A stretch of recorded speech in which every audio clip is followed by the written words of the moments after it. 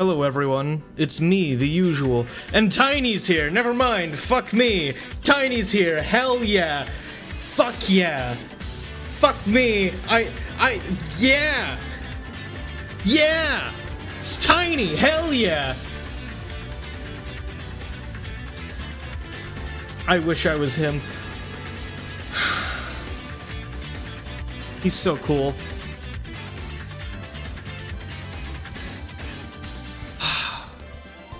Anyway, hi everyone, it's me, I'm back. We're kinda... Tiny. Doing Ace Attorney again. Tiny. It's been, Howdy. It's been, you know, almost 4 years. So, yeah, I don't know, I wanted to do it again. I wanted to kinda work on the whole voice acting thing again. It's fun. No, it can't be. I'm pretty certain Ace Attorney was yesterday. Time hasn't passed. I regret to inform you.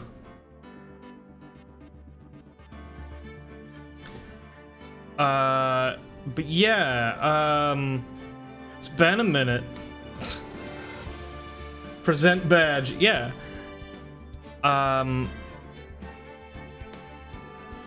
Yeah, no, I don't know. I don't have much as- oh yeah, I'm under a tornado watch. That's fun. This stream will be interesting. You know. So we'll see what happens. And B, I had heard about it for a while. About this thing that sometimes voice actors and vocal performers do, where they take a little bit of olive oil before starting. So I tried that. I'm not sure I'll be trying it again. Wasn't great. But yeah. I don't know. I don't have much else to say. It's Ace Attorney. Yippee. But, ooh, nice try. It didn't play any noise. Hey, BikuBot, what the fuck is up? Why aren't we doing that, huh? What's wrong with you?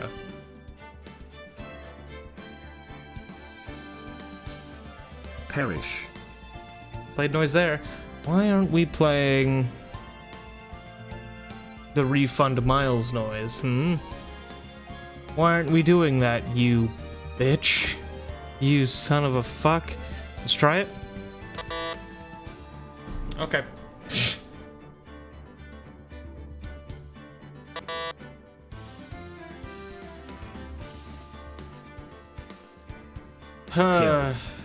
Kill? Perish. Hey, what? Not my fault. It's not my fault you failed at the lottery, okay? That's not my fault.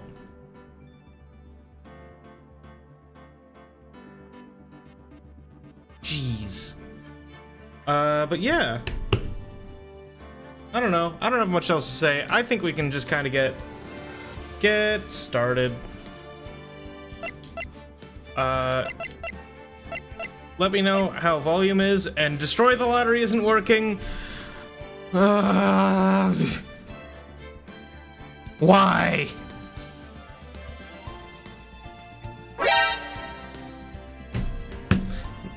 Fine. Mad. Okay, we can get started. I'm done. I'm done doing things. New game.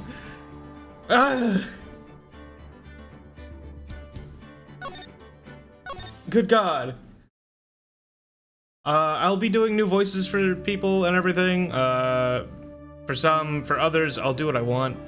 We'll see what happens. But, yeah. Break other stuff? No.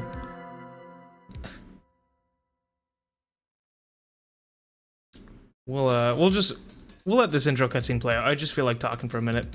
I also gotta figure out what voice I want to do for him. Let's kind of let this go. Warm up. I'm warming up. I'm talking.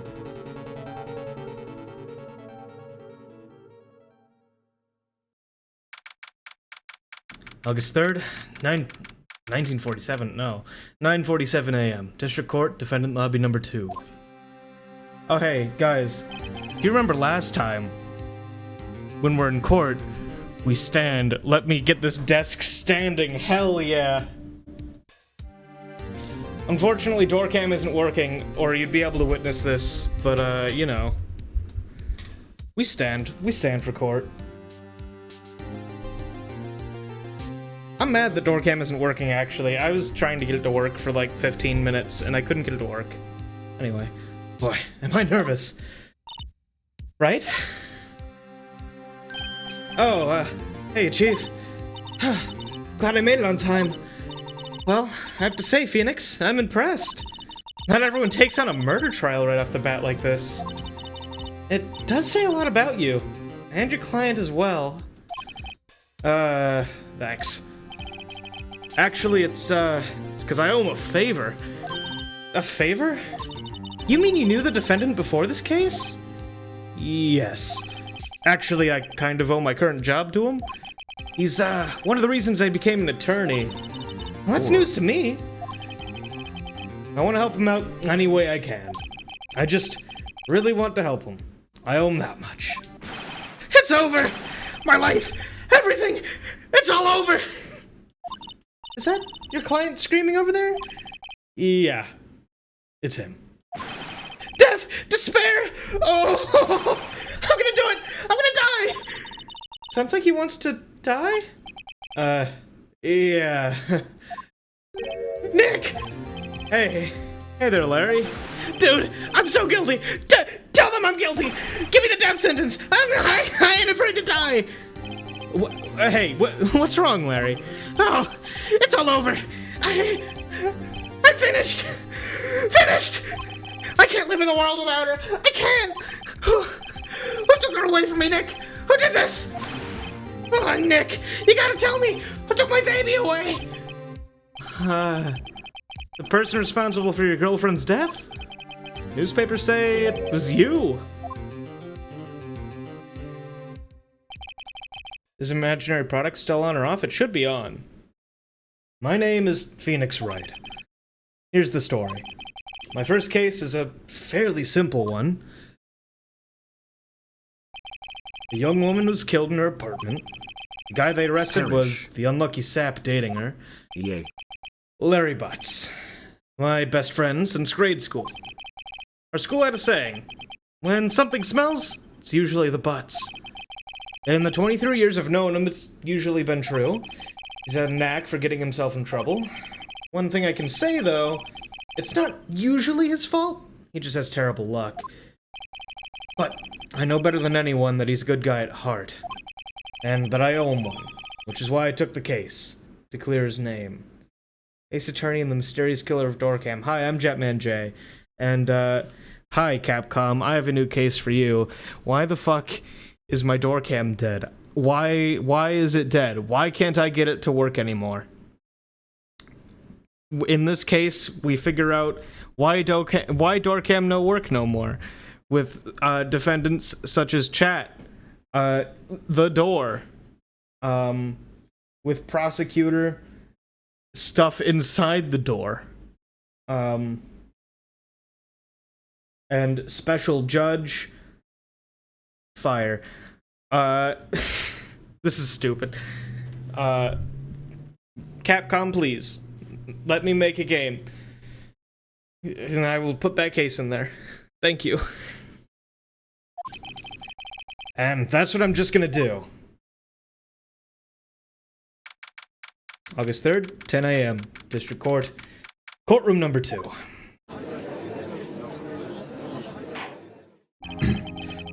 Court is now in session for the trial of Mr. Larry Butts.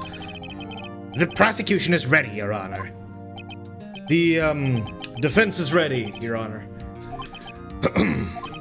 Mr. Wright, this is your first trial, is it not? Yes, Your Honor. I'm, a little nervous. Your conduct during this trial will decide the fate of your client.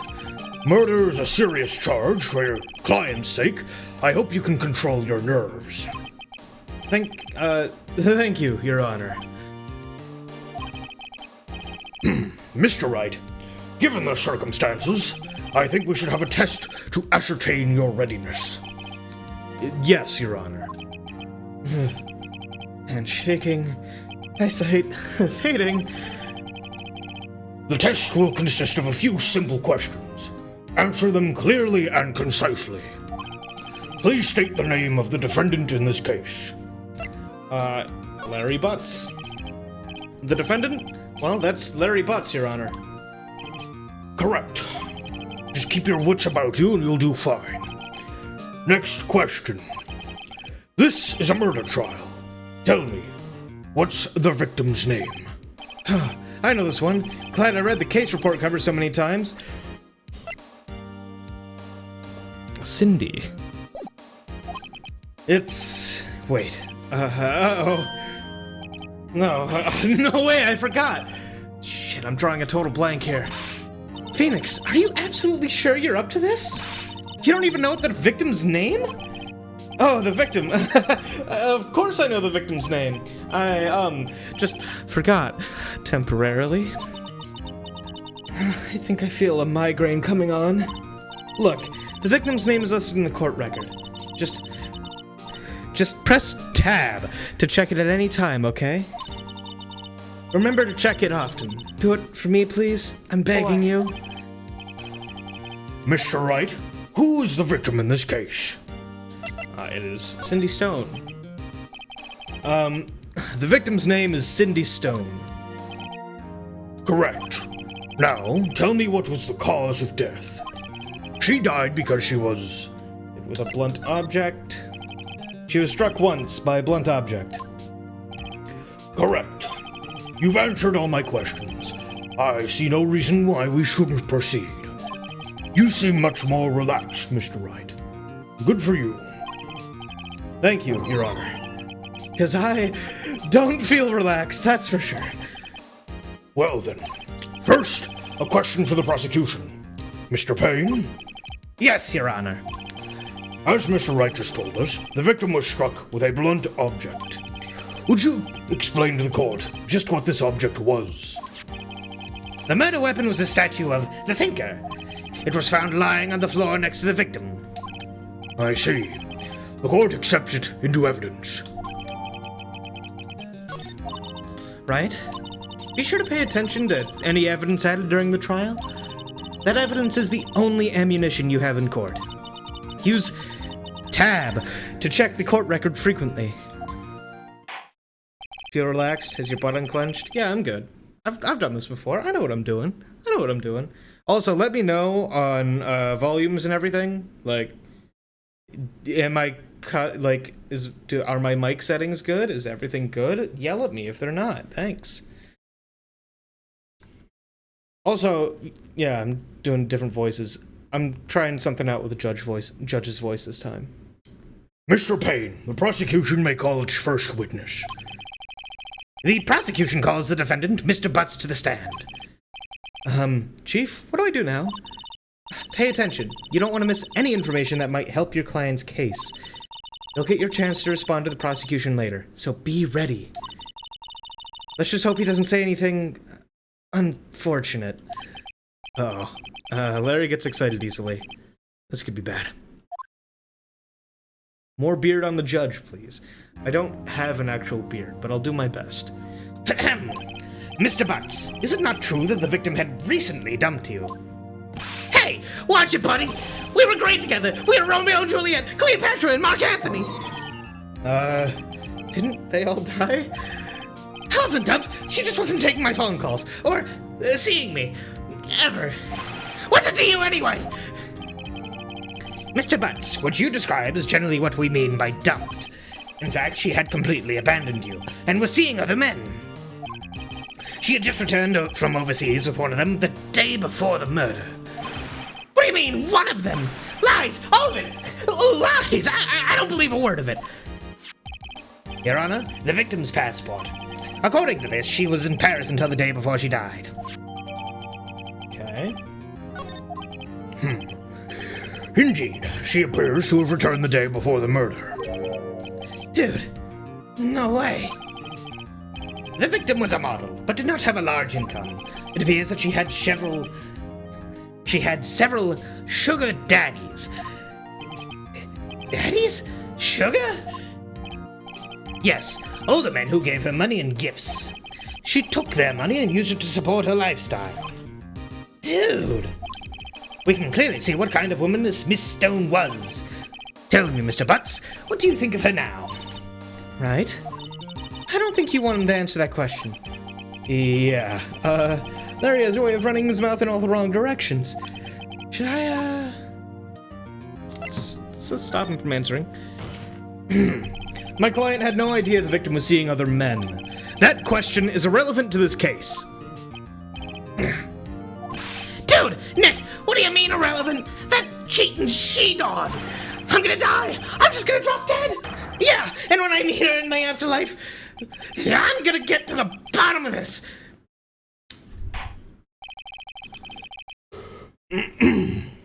Let's continue with the trial, shall we? I believe the accused's motive is clear to everyone. Yes, quite. Oh boy. This is so not looking good. Next question. You went to the victim's apartment on the day of the murder, did you not? Well, did you or did you not? Maybe I did, and maybe I didn't. He went. What do I do? Buddy, let's send him a signal. Lie like a dog. Well, see, it's like this. I don't remember. You don't remember. Well then, we'll just have to remind you. Oh god, I got a bad feeling about this. We have a witness that can prove he did go to the victim's apartment that day. Well, that simplifies matters. Who's your witness? The man who found the victim's body, just before making the gruesome discovery. He saw the defendant fleeing the scene of the crime. I need another drink of water. Order! Order in the court. Mr. Payne, the prosecution may call its witness. Yes, Your Honor. Oh, this is bad.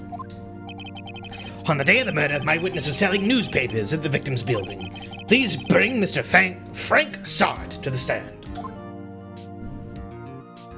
I'm raising the desk more. Mr. Sart, you sell newspaper subscriptions. Is this correct? Oh yes, newspapers, yeah. Mr. Sart, you may proceed with your testimony. Please tell the court what you saw on the day of the murder.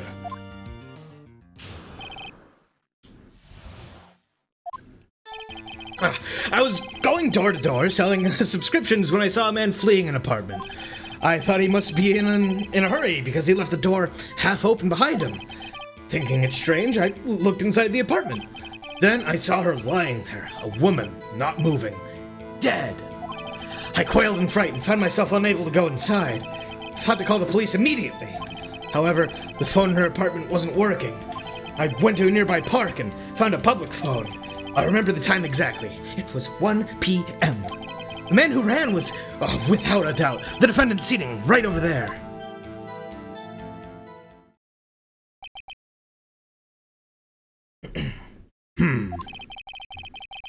Larry, why didn't you tell the truth? I can't defend you against a testimony like that. Incidentally, why wasn't the phone in the victim's apartment working? Your Honor, at the time of the murder, there was a... That was Gumshoe's voice. Your Honor, at the time of the murder, there was a blackout in the building. Aren't phones supposed to work during a blackout? Yes, Your Honor. However, some cordless phones do not function normally. The phone that Mr. Sart used was one of those. Your Honor, I have a record of the blackout for your perusal. Okay, was out from noon to 6, day of the crime. Now, Mr. Wright. Yes, Your Honor. You may begin your cross-examination. Cross-examination, Your Honor? All right, right. This is it. The real deal. What exactly am I supposed to do? Why, you exposed the lies in the testimony the witness just gave. Lies? What? He was lying? Your client is innocent, right? And that witness must have lied in his testimony. Or is your client really guilty? How do I prove he's not? You hold the key. It's in the evidence. Compare the witness's testimony to the evidence at hand. There's bound to be a contradiction in there. First, find the contradictions between the court record and the witness's testimony. Then, once you've found the contradicting evidence, present it and rub it in the witness's face. Okay. Open the court record with tab. Then point out the contradictions in the testimony. Okay. Go door to door when I saw a man fleeing the apartment. Let's hear it. Isn't a man leaving an apartment a common sight? I find it odd you would take notice of him. I don't know, he just seemed strange to me, that's all. Like, he was mad and yet frightened at the same time. Just like a criminal fleeing the scene of a crime. The defense requests that the witness refrain from conjecture. Of course, what the witness means is that the man he saw looked suspicious. So, what happened next? Left door half open. Whoop. Half open, you say? Yes, the door was open halfway, yes. I watched for a moment, but no one came to close the door. That's odd, in a big city like this, I thought. I see, and what happened next? Wrong thing, Jay? What gave you the idea to that? Well, the door was half open, you see. Isn't it only human to want to peek? We climb mountains because they are there. It's the same thing. Truer words have never been spoken. Anyone would look inside. Why did Payne cut him off so quickly? So, you looked into the apartment. What happened then? Okay. Are you sure she was dead? Well, no, I guess I wasn't. But she wasn't moving at all, and there was blood everywhere. I guess that would look fatal to anyone. Very well. What happened next?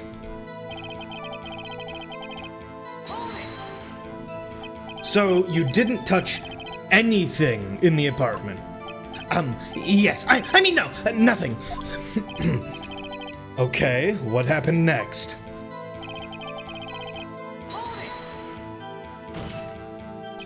You thought to call the police. Does that mean you didn't actually call them? Please, listen to the rest of the testimony. You thought to call the police. What happened next? Yeah, okay. Tell me more. The phone in her apartment wasn't working. Yes, I mean, no, it wasn't, right. But you said you didn't go into the apartment, or did you? Oh, that, I can explain that. There was a cordless phone on the shelf in the entranceway. I reached inside and tried using that to call. And that phone wasn't working, correct? What happened next?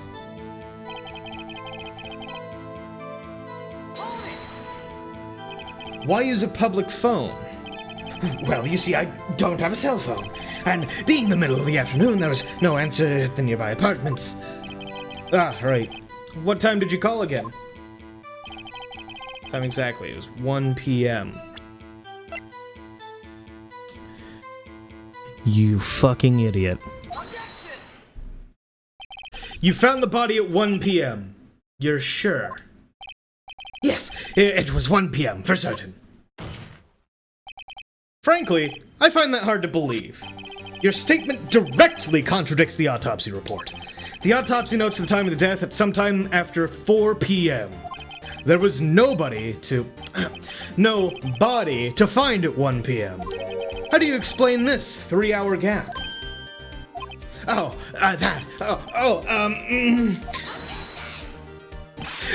This is trivial. The witness merely forgot the time. After his testimony, I find that hard to believe.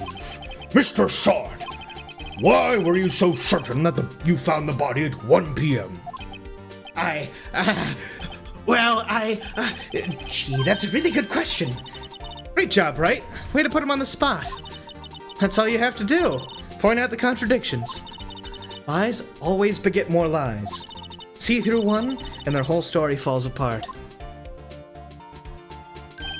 Wait, I remember now. Would you care to give your testimony again?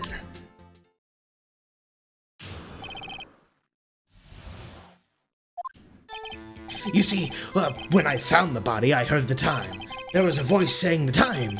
It was probably coming from the television. Oh, but it was 3 hours off, wasn't it? I guess the victim must have been watching a video of a taped program. That's why I thought it was 1 p.m. Terribly sorry about the misunderstanding.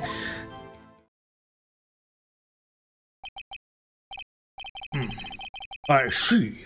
You heard a voice saying the time on a taped program. Mr. Wright, you may cross-examine the witness. Right. You know what to do. I've got this one. This one's pretty easy.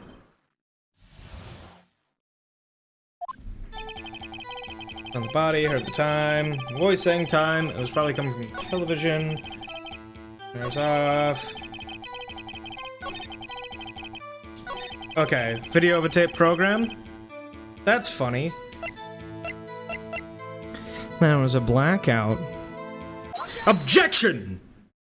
Hold it right there. The prosecution has said there was a blackout at the time of the discovery. And this record proves it. You couldn't have heard a television or a video. The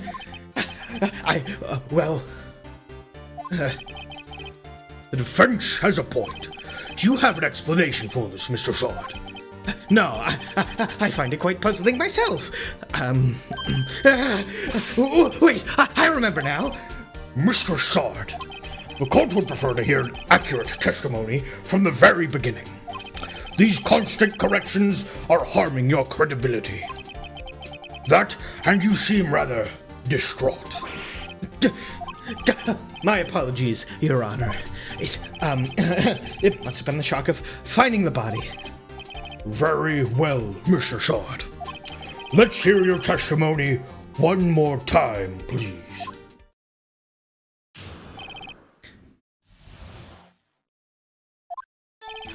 Actually, I didn't hear the time. I saw it. There was a table clock in the apartment, wasn't there? Yeah, the murder weapon. The killer used it to hit the victim. That must have been what I saw. You saw a clock. I guess that would explain it. The defense may cross-examine the witness. Gladly.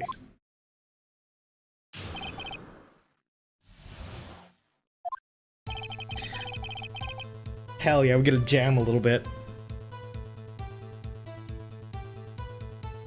Fucking Ace Attorney soundtrack, so good. Okay. Statue in shape of the thinker, rather heavy. Okay. Saw it. Whoop. Let's just let's hear about it. Strikes me as a very suspicious mistake. Yes, I can see how you could be a little doubtful. I'm really sorry, but I only just remembered that table clock. Table clock. Tell me about it. A table clock. Was there a clock at the scene? This is the first I've heard of it.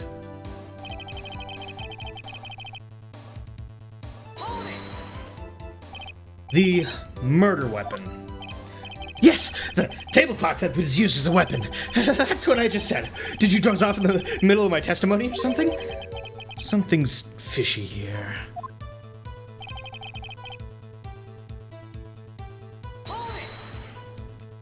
Why didn't you tell us that in the first place? I guess it just slipped my mind.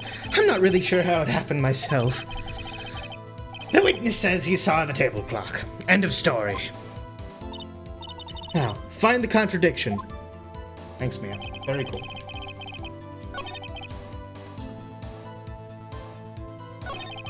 The murder weapon. Well, this is just a statue. Objection! Wait just a moment. The murder weapon wasn't a clock. It was the statue. Now, how is this supposed to be a clock? What? You with your objections and your evidence! Just who do you think you are? Just answer the question, Mr. Sot. Hey, I saw it there, okay? That's a clock. Your Honor, if I may. Yes, Mr. Payne. As the witness stated, this statue is indeed a clock. The neck is a switch. You just tilt it and it says the time out loud. As it doesn't look like a clock, I submitted it as a statue. My apologies. I see. So, the murder weapon was a table clock after all. Well, Mr. Wright, it appears that the witness's testimony was correct. This is a clock. Do you have any problems with his testimony now? Yeah? Your Honor, there is a gaping hole in the witness's testimony.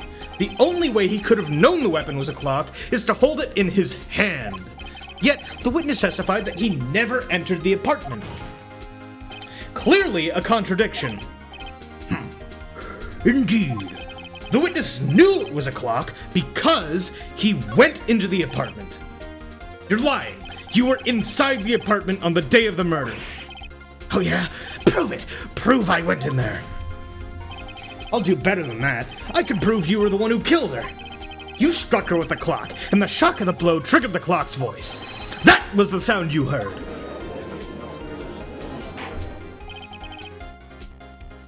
Order in the court. Intriguing. Please continue, Mr. Wright. Yes, Your Honor.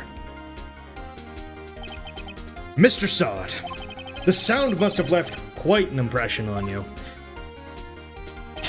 Understandable, since the murder weapon spoke just as you hit the victim. That voice was burned into your mind. That's why you were so certain about the time. What's the meaning of this? This is all just baseless conjecture. Baseless? Just look at the witness's face. Would the witness care to elaborate? Did you strike the victim with the clock? That day, I never. Look, the clock. I saw.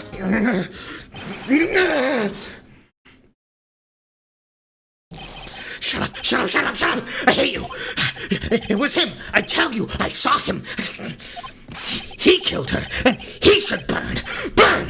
Give him death.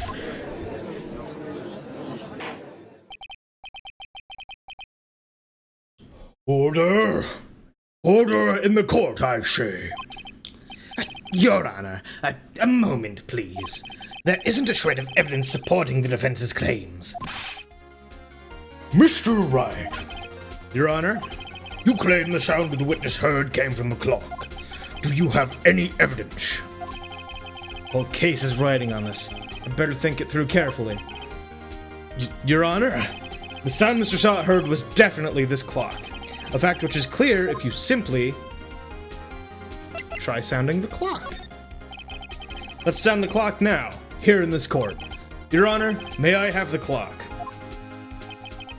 I ask the court to listen very carefully. I think it's 8:25. That certainly is a strange way to announce the time. Well, he is the thinker after all. So, we've heard the clock. What are your conclusions, Mr. Wright? Mr. Payne, can you tell me what time it is now? It's 11:25. As you can see, this clock is exactly 3 hours slow. Precisely the discrepancy between what Mr. Sot heard and the actual time of death. So, Mr. Sot, try to talk your way out of this one.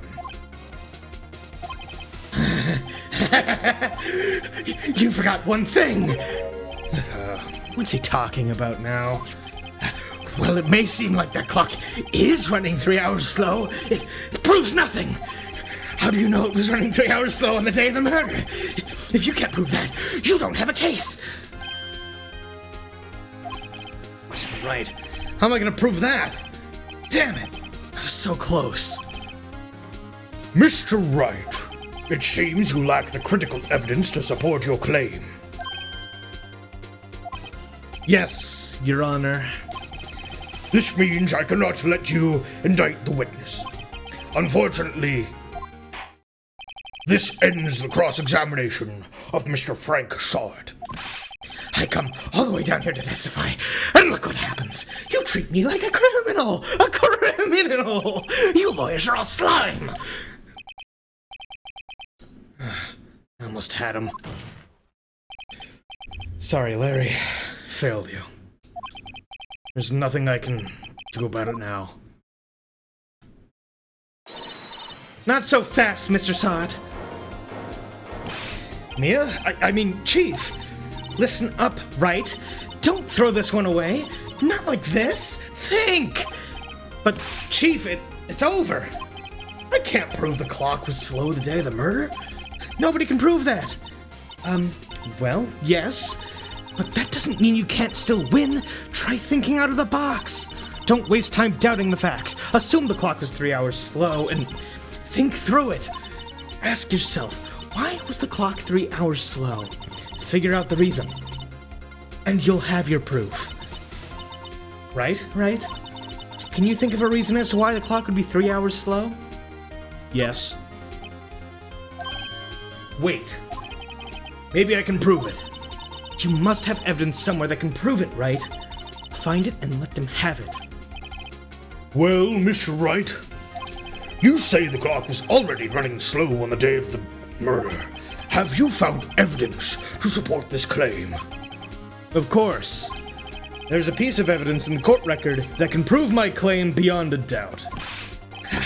Tough words. Let's see you pull this one off. Let's see the evidence that proves why the clock was running slow.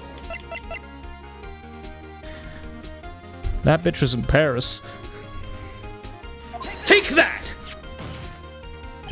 The victim had just returned home from abroad the day before the murder. As we know, the time difference between here and Paris is 9 hours. When it's 4 p.m. here, it's 1 a.m. the next day there. The clock wasn't 3 hours slow, it was 9 hours fast. The victim hadn't reset her clock since returning home. That's why the time you heard when you struck her dead in the apartment was wrong. Proof enough for you, Mr. Saw It? Or should I say, Mr. Did It?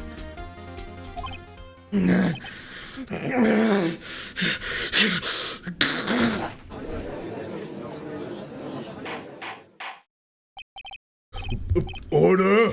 Order, I say! Well, this case has certainly turned out differently than we all expected. Mr. Payne, your witness? He was arrested and has been taken away, Your Honor. Very well. Mr. Wright, Yes, Your Honor. I have to say, I'm impressed. I don't think I've ever seen someone complete a defense so quickly and find the true culprit at the same time. Thank you, Your Honor. At this point, this is only a formality, but this court finds the defendant, Mr. Larry Butts, not guilty.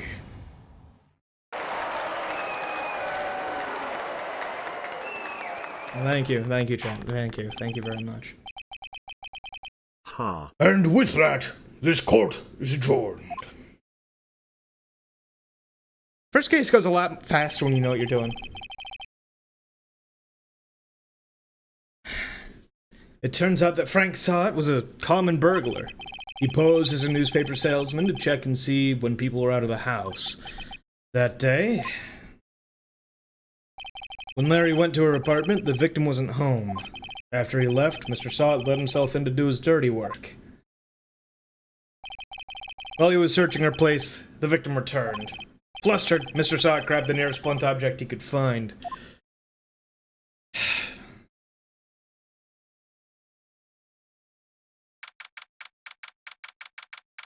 August 3rd, 2:32 p.m., District Court, Defendant Lobby number 2. I still can't believe we won!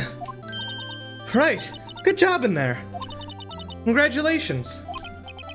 Thanks, Chief. I owe it all to you. Not at all. Not at all. You fought your own battles in there. It's been a while since I had seen a trial end on such a... Fuck me. It's been a while since I've seen a trial end on such a satisfying note. I've never seen the Chief looking this happy. If she's this glad, imagine how Larry must feel. My life is over! Larry, you're supposed to be happy. What's wrong now? Aw, Nick. Don't worry about me. I'll be dead and gone soon. Good. Wait. No. I mean, bad. Bad. Larry, you're innocent. The case is closed. But my Cindy Wendy's gone, man. Gone forever. Larry, she was a... Never mind. Congratulations, Harry. Harry? Yes, you. I can practically see the headlines now. Harry Butts, innocent. Thanks. I really owe you one. I won't forget this, ever. Let's celebrate. It's dinner, movie, my treat. Oh, no, I couldn't. Hey, I was the one who got you off the hook. Oh, hey! Here, take this. It's a present. A present? For me? Wait, wasn't this the evidence that... Actually, I made this clock for her. I made one for her and one for me. Really? You made this? Well, thank you. I'll keep it as a memento. Yo, Nick. Can you believe it? I was so into that chick. And she was just playing me for a fool. Don't that make you just want to cry? Larry... Are you so sure? Excuse me? I think she thought quite a lot of you, in her own way. Nah, you don't gotta sympathize with me. It's okay. Oh, I'm not just sympathizing, really. Isn't that right? Right. Don't you have something to show your friend? Something that proves how she felt about him? Huh? Oh, yeah, right. What the heck is she talking about? She still had the clock. Check this out, Larry. Proof positive you weren't just some chump to her. Huh? What about that clock? This is the clock you made for her, Larry. And she took it with her when she traveled. Whatever. She probably just needed a clock, that's all. You think so? It's a pretty heavy clock to take traveling. Well, make of it what you will. Hey, Nick. I'm glad I asked you to be my lawyer. Really, I am. Thanks. Hope that made him feel a little better. Right? I hope you see the importance of evidence now. Also, hopefully you realize things change depending on how you look at them. People, too. We never really know if our clients are guilty or innocent. All we can do is believe in them. And in order to believe in them, you have to believe in yourself. Right? Listen, learn, grow strong. Never let go of what you believe in. Never. Well, I think our work here is done. Shall we be off? Yeah, I guess so. Say, how about dinner? On me. We'll drink a toast to an innocent Butts. Yeah. Oh, speaking of Harry, you were saying part of why you became a lawyer is because of him? Yeah. Part at least. You'll have to tell me more about it sometime. Maybe over drinks? And so, my first trial came to a close. Larry slapped me on the back and said, Gee, Nick, it's great to have friends. but I'm pretty sure he's not gonna pay us. Unless you count the clock he gave Mia. I didn't know it then, but that clock was soon going to be at the center of another incident. And my promise to tell the chief about me and Larry would be one promise that I wouldn't be able to keep. Case 1, baby. Yeah. I'll save our progress. Oh, hey, all my old saves. Yippee! Ugh. I guess we'll save over my old saves at this point, right? Goodbye.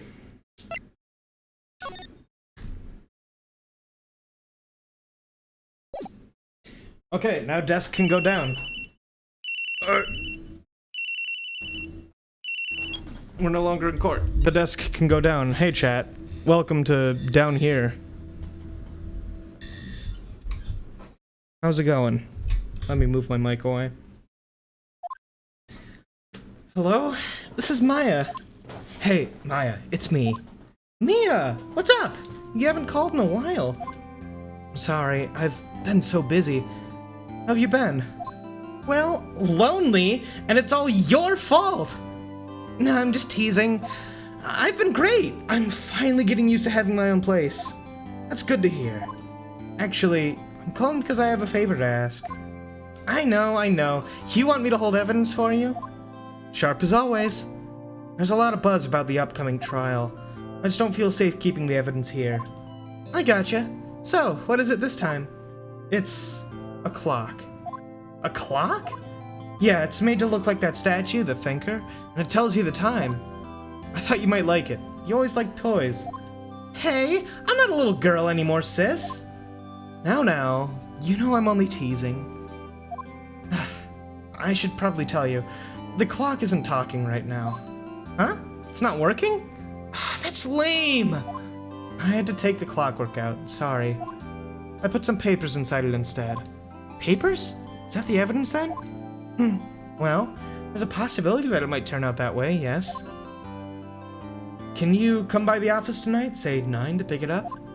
I'll be in a pre-trial meeting until then.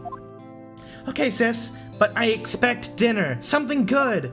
Like burgers. I could really go for a good burger. Okay. We'll hit the usual joint. Alright, it's a deal. Okay, sis. See you soon. Yep, I'll be waiting, Maya. Conversation recorded. September 5th, 9:27 a.m.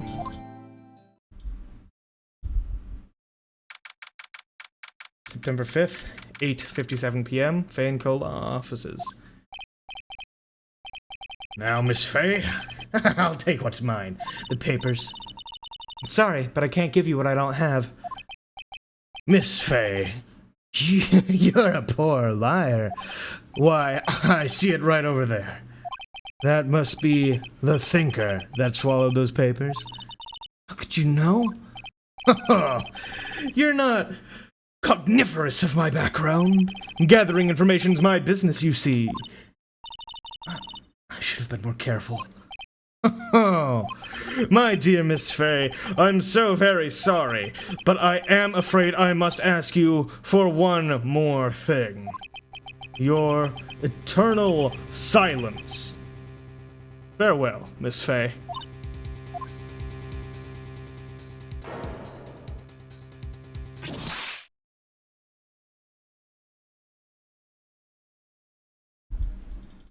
This bitch. Red, white, blue. You know what? I think I'll give him a Texan accent. I think I'm gonna give Red White a Texan accent when we see him next. A shitty southern accent.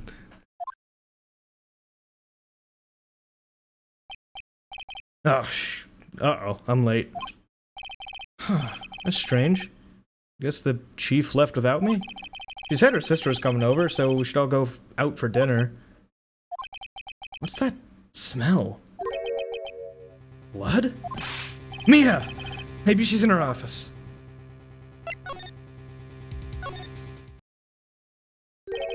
That smell. Blood! Sis!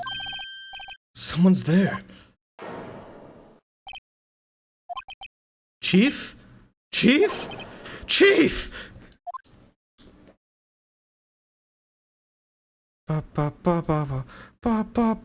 Anyway, shit joke. Who are you?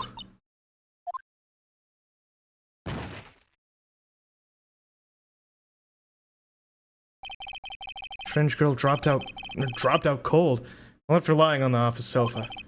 Went back to the chief where she lay under the window. Her body was still warm. I could feel it when I held her shoulder. And all too quickly, it began to fade. Finally, she was cold. Chief. Yo, it's time to examine things. Some shards of glass are scattered on the floor. Seem to be the remains of a glass light stand.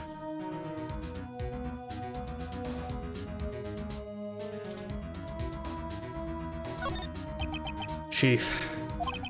It's hard seeing her like this, but if there are any clues here... She was struck on the head with a blunt object. She probably died instantly. The thinker, lying next to her, must have been the murder weapon. There are some glass shards near the chief's body.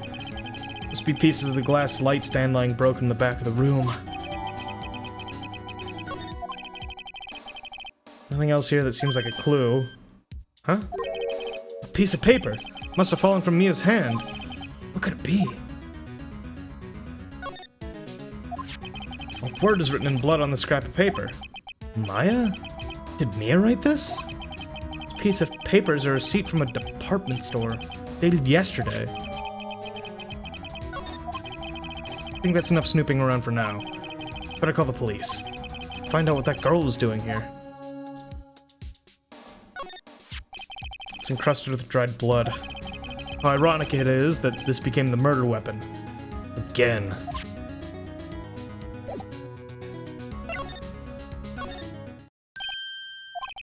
Girl just now. Where'd she go? You should look what's on the other side of that receipt. I'm sure it's important. Yeah, it's not important. It's fine. Put it right there on that sofa. Uh-oh. I hope she didn't run on me. Yipes! Don't scare me like that. Excuse me, but who are you? It's okay. I work here. Maya? Maya Fey? Maya Fey? Maya? So Mia was writing this girl's name. Maybe I should show her the receipt? I never thought there'd be a use for evidence like this outside the courtroom. Hello, what do you know about this?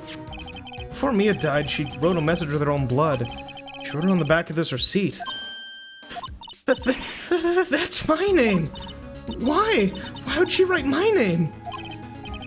Please, just calm down. Why would Sis write my name? Uh-oh. Now I've done it. I better hurry up and call the police. Seems to be in shock. I don't want to disturb her, but I have to know. Excuse me? Can you tell me what happened? You came in, the room was dark, and Sis... So she was already dead. Hey, I know you just discovered your sister's body. Look at this message written in blood! Haha! So you're the chief's sister. I'm her younger sister. And you were here visiting? This late at night? Yes. She said she wanted me to keep some evidence for her. Evidence? Yes. It was that clock. It was the thinker.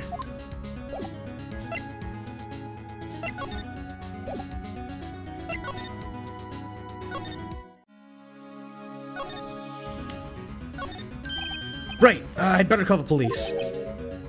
That's funny. A few of the screws on the receiver are missing. Looks like someone was halfway through taking it apart. Police! Please, come quick! Someone's screaming from outside the window? Oh, right, you. She's staring right at me. She's holding a phone in her hand.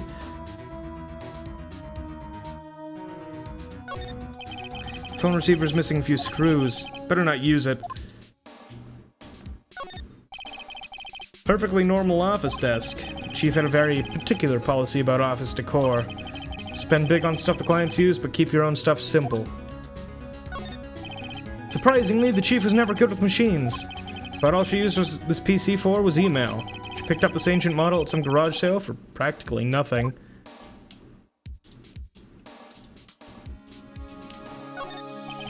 Chief's chair. Simple, functional design. Feels pretty good to sit in, too. Phoenix, now is not the time for sitting in the chair. All the chief's important documents are packed in here. This is what she filed in her case records in recent rulings.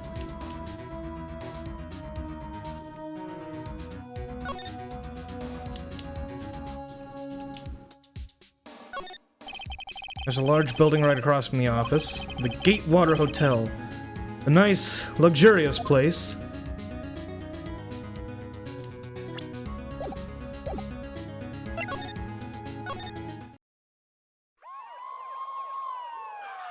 Oh fuck, it's the pigs. The police!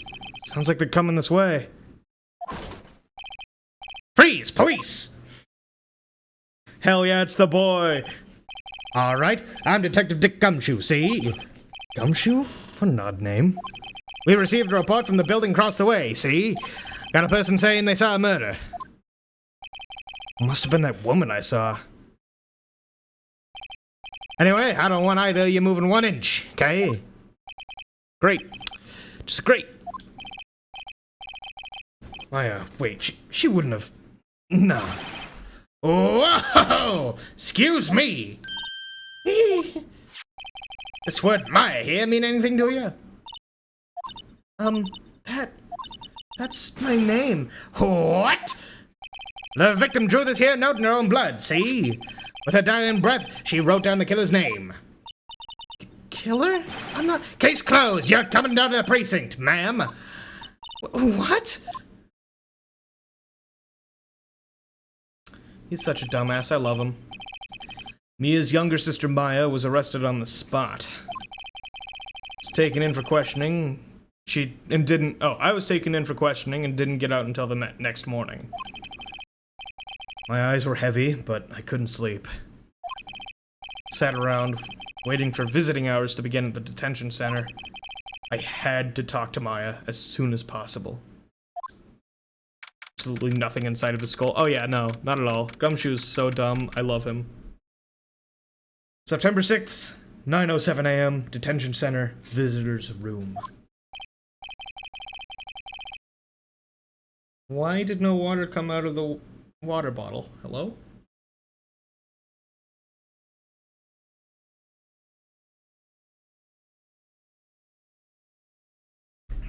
Water broke? Yeah, no, for whatever reason, it was like being really slow, and I don't know why. It's fine now. But yeah, those who watched the previous Ace Attorney playthrough will note that I have changed some voices. Gumshoe is not one of them. Wow, they have poor Maya locked up like a criminal. Oh, it's you, the lawyer. Good morning. Good morning. She looks so tired. Are you going to be my attorney? Well, that's what I wanted to talk to you about. Better give it to her straight. It's up to you. Ace Attorney and the case of the water that broke. Hi, I'm Jetman J, and now we have an Ace Attorney case about someone's water breaking. That's right. Pregnant woman, water breaks, someone slips in it and dies. Who's at fault? Come on down to Ace Attorney 7, where this new and exciting case happens. Capcom, I'm selling you this idea.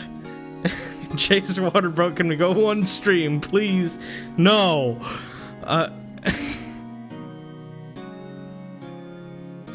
We can't go one stream. Mpreg. Okay, we're good. It's out in the open. All right, it's happened. Okay, it's happened. Cool. We can move on. It's up to you. Up to me? Yes. I don't think this is something I should decide. After all, you're the one in trouble here. They're never going to believe me, are they? Even you. When you found me in the office, you looked at me like I had done it. I look at her like that? No, I never thought... It's okay. I understand. And I've also heard about you. Heard? Heard what about me? I was talking to my sister on the phone the other day. Today was my junior partner's first time in court. Wow, really? How'd that go? It was quite the scene. Honestly, I was on edge the whole time. It's been a while. Ha! So he crashed and burned? He's a genius. One of those strike fear into the hearts of evil types. The only thing he's lacking is experience. Huh. Sounds like it was fun. Well, I know who to go if I ever get in trouble now. I don't know, Maya. I think you might want to wait. Give him 3 more years. That is, unless you want to be found guilty. Damn, Mia. That's what she said. I'm sorry. I didn't mean to insult you. No, it's okay. It's true, I guess. But at the same time, I can't just sit by and watch. When I think of the person who did this to Mia, I know.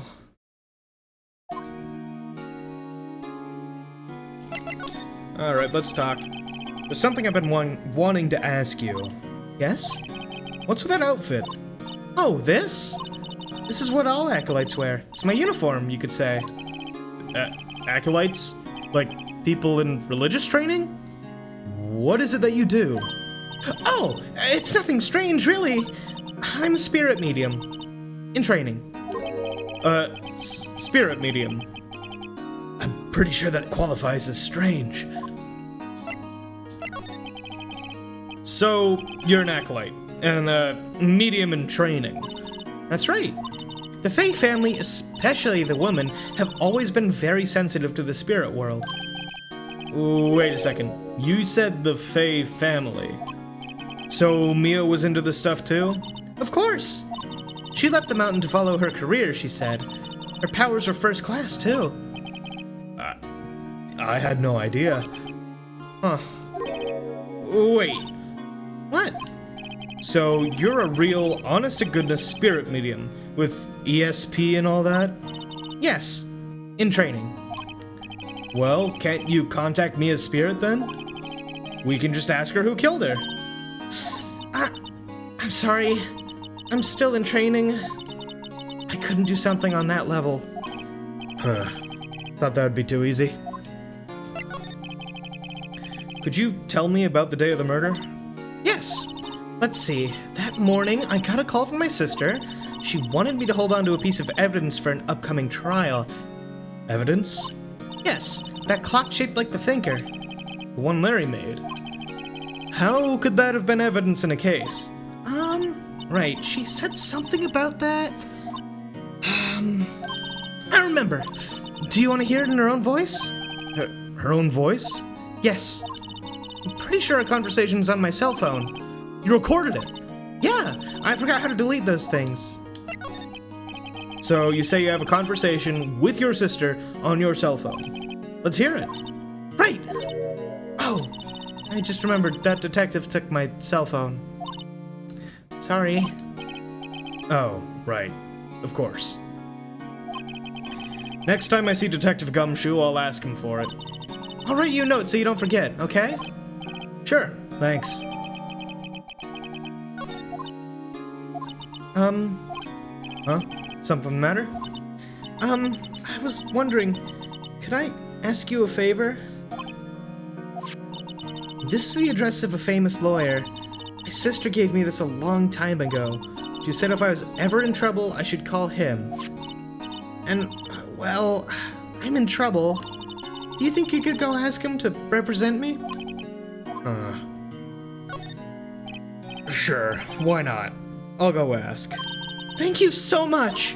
I have no one else to turn to. Say, what about your parents? I see. Don't worry, leave it to me. Thank you. The trial's tomorrow at 10. What? Tomorrow? Tomorrow. What if this guy refuses? They told me that if I don't find one, the state will pick an attorney to defend me. When will that happen?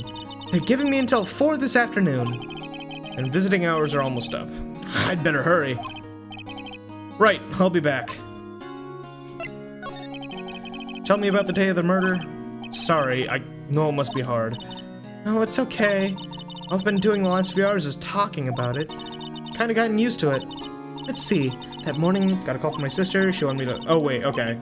We already did this. It just didn't check for whatever reason. Right around 9. Oh, wait, okay. Lights were off and I could smell blood. Then I found her. My sister. Thanks, Maya. That's all I need to hear for now. Enjoy being sad. I gotta go. Hell yeah. September 6th, Grossberg Law Offices. Look at that painting. According to the receptionist, the big boss is out. She couldn't say when he'd be back. Must be hard to keep track of everything when you're a famous lawyer. Not to mention run an office like this. Guess I'll just have to come back later. Big boss.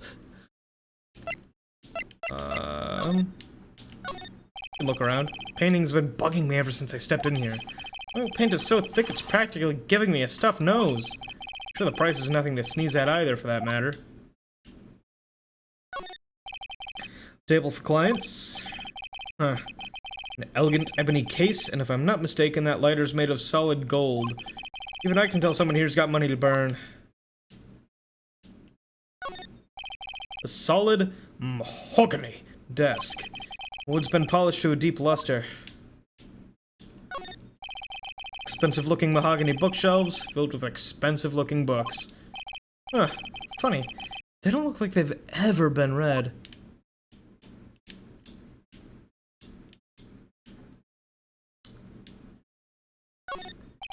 An expensive potted plant?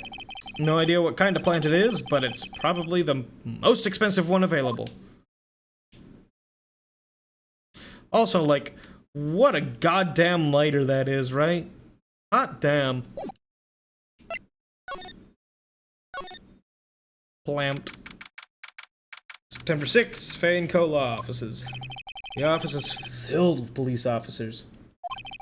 They're all busily searching for clues. Hey, you there! This is a crime scene, pal. No trespassing. Sorry, don't I know you from somewhere? Hey, wait a minute, you're that Butts guy, aren't you? No, I'm Phoenix Wright. How could anyone mistake me for Larry? I guess I got the wrong name, Mr. Wright. Sorry about that. That Butts guy, he's a killer, and you're no killer, right? He was proven innocent.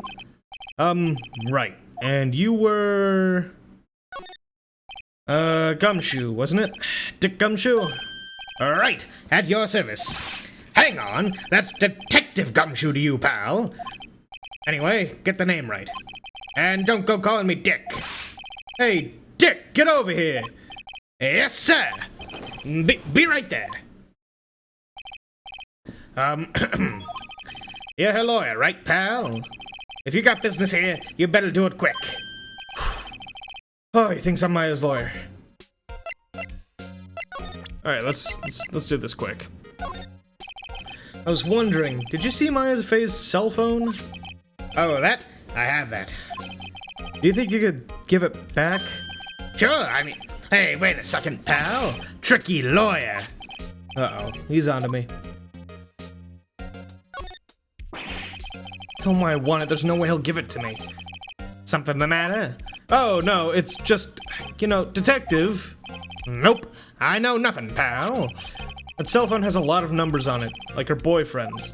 Cell phone holds all a little girl's sweetest and spiciest secrets. You're trying to confuse me. Sorry, pal. I already checked all the numbers in memory. Impressive. You're quite the detective. Uh-huh. Oh, here. You can have the phone back. There weren't any suspicious call records in there after all. Seems you didn't notice the recorded conversation. I don't know what Phoenix is doing, but I don't like it.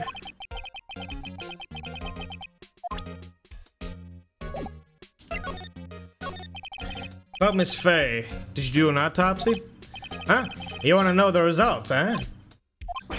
Now, don't you look at me like that, pal. It's no use.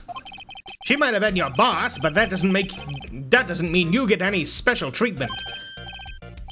All right. You can see the report, but that's all. Okay, blunt force trauma.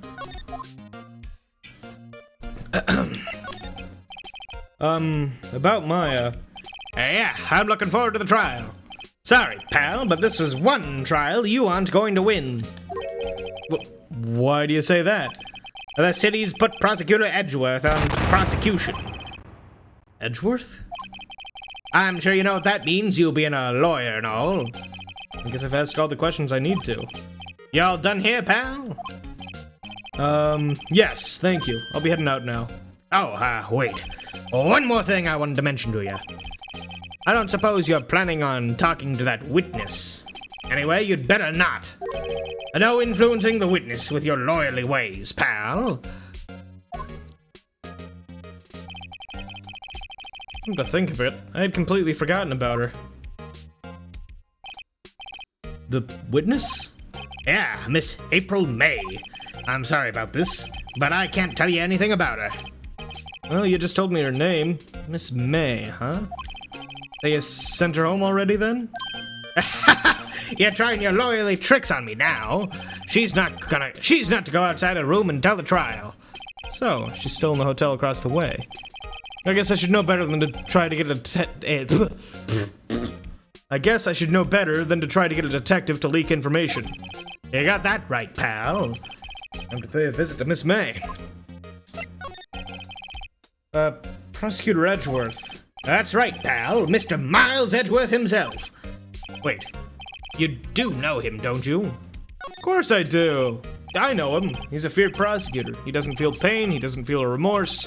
He won't stop until he gets his guilty verdict. Don't talk about him that way. You make him barely sound human. Still, I'm afraid this pretty much decides the case.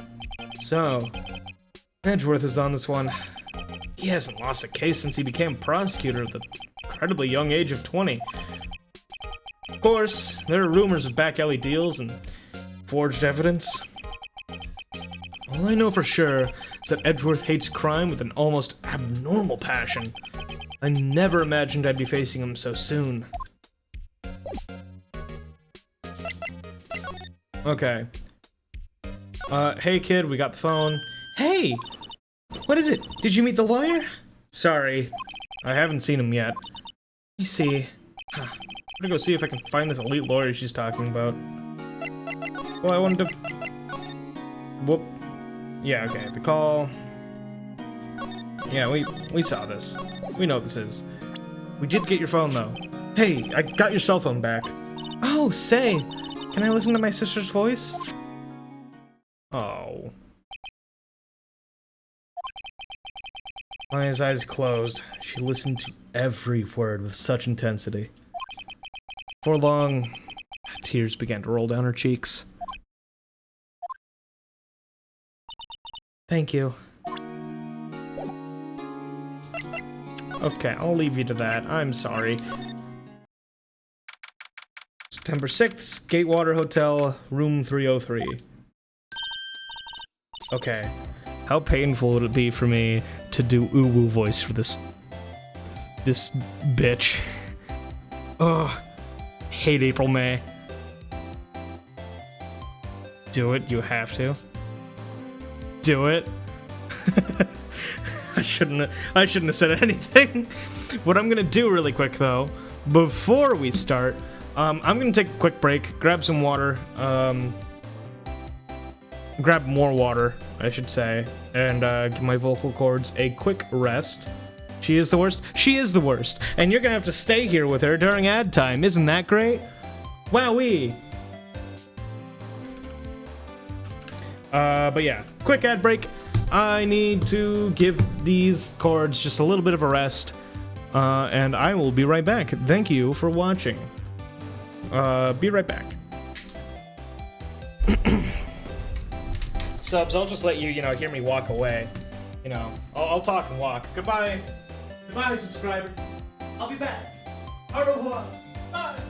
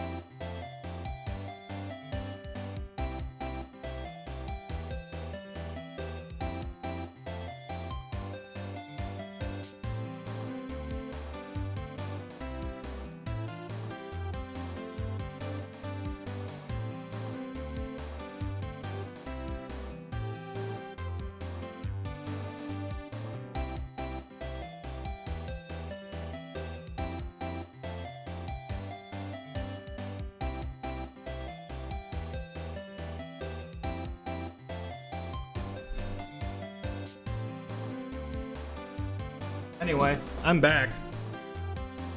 How's it going?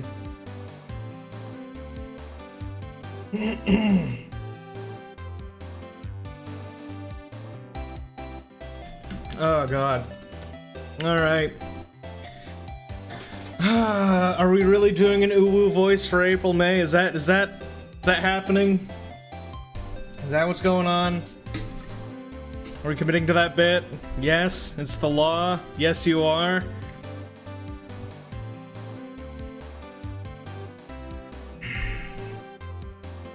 Here, you know what? I'll even add everyone. I'll let everyone know.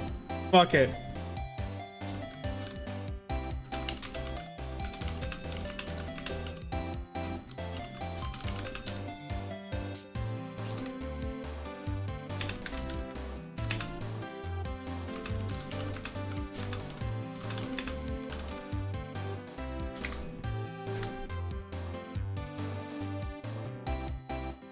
There we go.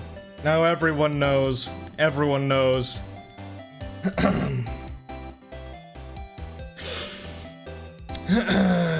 Oh, whoop.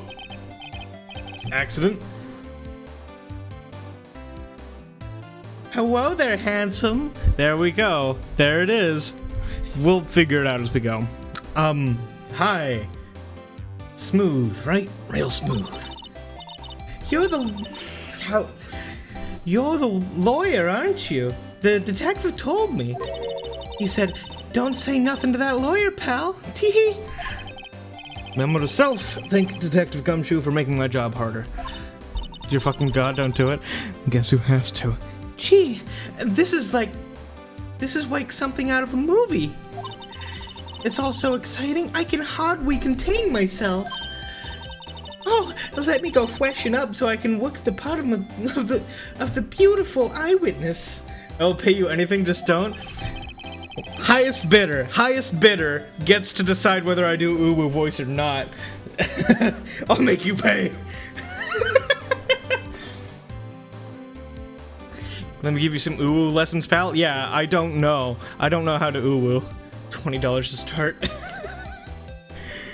You have to pony up. Let me in the voice chat. No, you all have to deal with me. 1 bit, keep doing. You got it. I pity the lawyer that has to cross-examine this one. Hey, what's that? There's a screwdriver stuck in the drawer? I wonder what's inside. Let's take a look.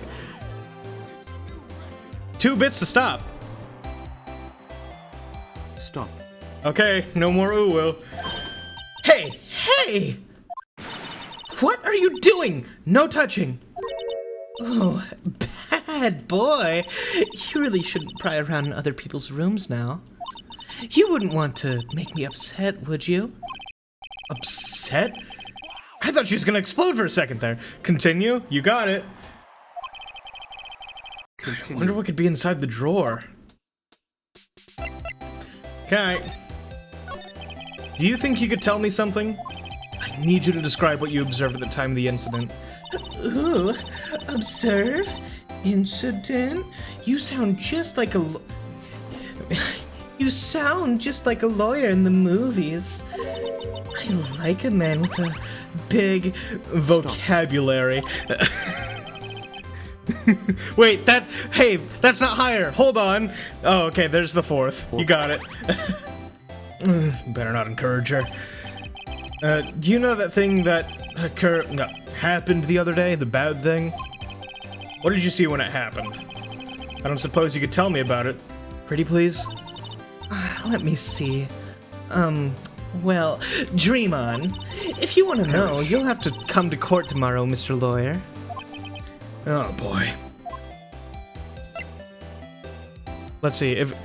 Oh, hold on. Let me get a. No, I can't do a practice uwu until the bid continues. Could you just. Who exactly are you? Ooh, Mr. Lawyer, are you hitting on me? No, hey, I'm just doing my job here. Why are you beating me? Or are you punching April May? I don't know what you're doing. It's probably me. It says beat up Jay. You know, you're cute when you blush. Believe me, this is the first time in my life I've blushed this much. Right. Can you just tell me what it is you do? Well... Ooh-woo. Ooh-woo. No. And you had your little hopes up, didn't you? Oh boy.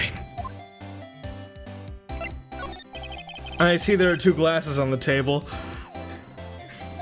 Is someone staying here with you? Stop and Bowie perish. Stop and Bowie perish.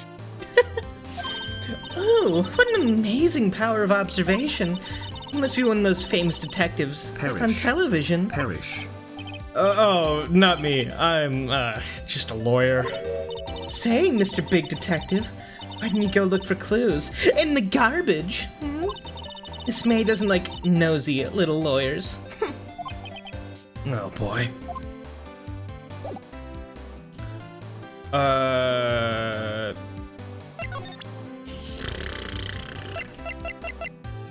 The war continues as planned. Okay. Excuse me, but I'm a witness.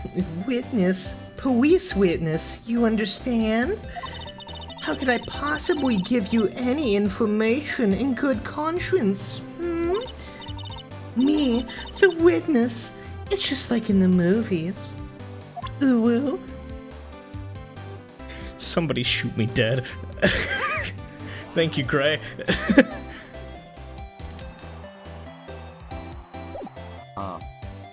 Also, that alert's weirdly quiet compared to the rest. I'm gonna fix that before it drives me nuts. Kill. J. Oh, ooh, thank you. Oh, God. Kill. Okay, the ooh continues J. after I fix this. Like, only that alert's I bought bitch for this also. Also ooh. Oh, we upped the fucking ante. Haha.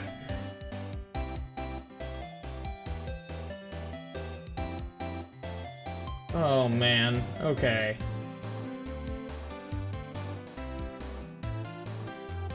Edit. Okay. Why is this so quiet?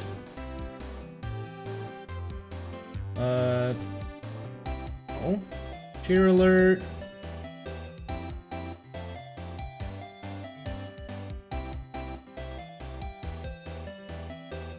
Well, that was an okay volume, actually, last time I did it. Fuck you guys, Jay, shut your mouth! Yes, fight for my amusement! Jay, shut your mouth. Yes, fight for my amusement. Okay, settings on this one. It needs to be a bit louder. We'll try that. Okay, well, the top bid is $1 now for me shutting my fucking mouth and not doing ooh-woo. Alright. Late summer sunlight streams through the window. There's the Fainco Law Offices building, of course. You can see the inside of the room pretty clearly from here. I think it would be a little difficult to recognize a face from this distance, though.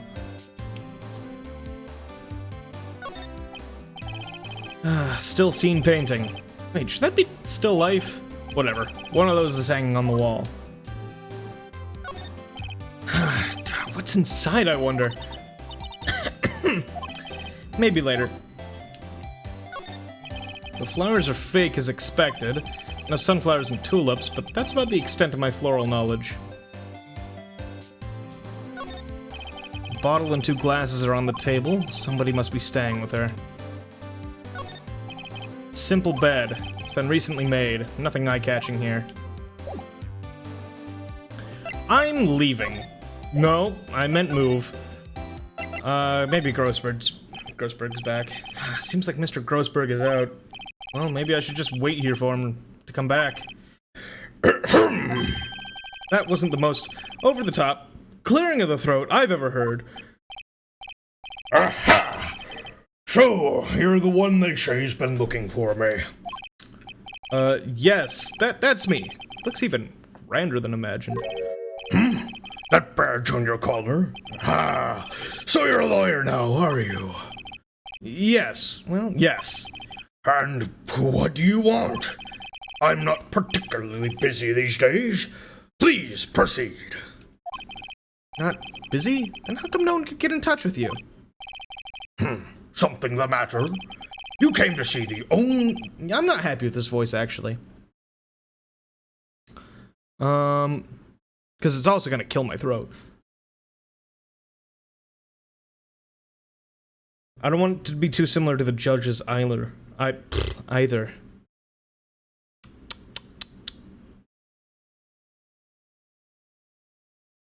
You came to see the one and only Marvin Grossberg, did you not? It's kind of similar. Whatever. We're going back. Well, here I am, boy. What do you want? Out with it. Well, sir, actually it's about Maya. Maya Fey. Ah, yes. Maya Fey. Go on. Why the strange reaction?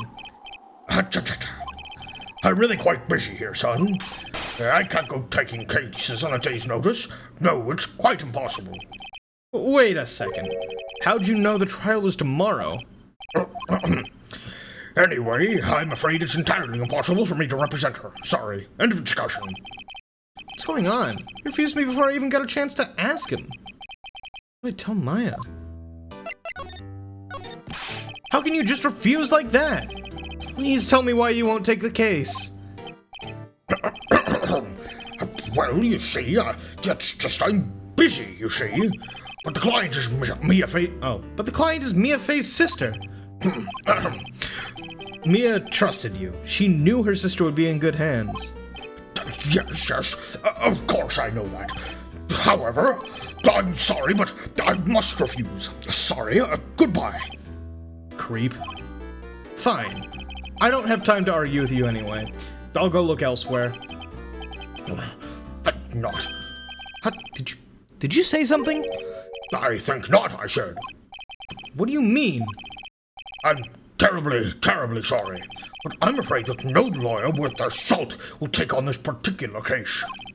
Terribly sorry, my boy. Why? I cannot say. I beg your pardon, but could you leave? Now, I've nothing more to discuss with you.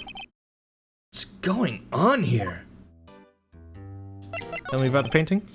That's quite a painting. Ah, ha, ha! You noticed. It's my pride and joy. Impressive, isn't it? Well, isn't it?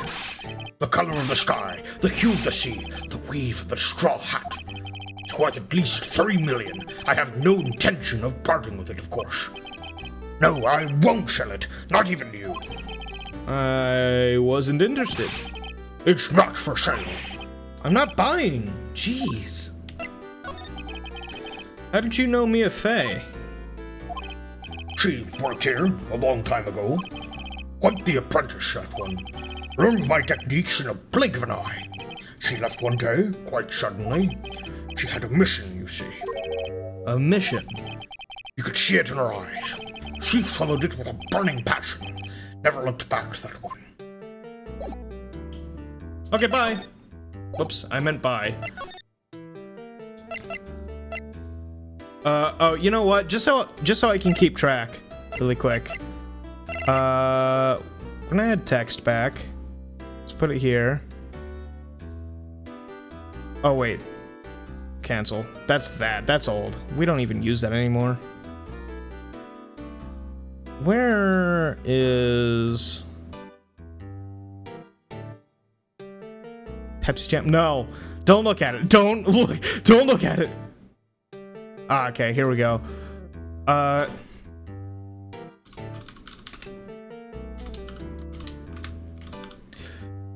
right, the current Uwu bid.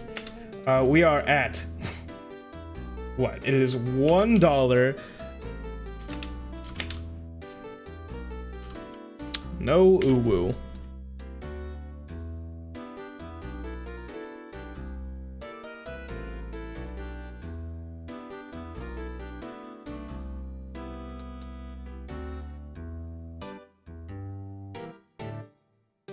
Okay, we're going back to the detention center.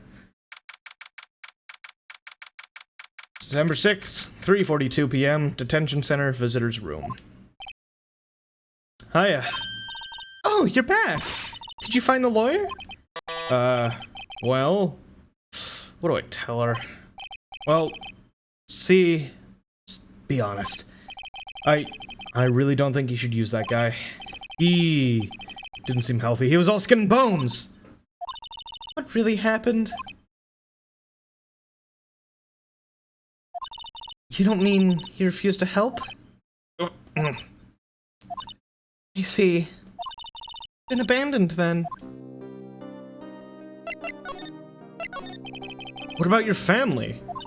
I only had my sister. My father died when I was very young. I don't know where my mother is. Don't know? So she could still be alive? The women in my family have been mediums for generations. They say a lot of spiritual power runs in our blood. About 15 years ago, our family was involved in an incident. There was a man, and he ruined our mother's life. Ruined? After that, she disappeared. Several years after that, my sister announced she would become a lawyer, and she left the mountain.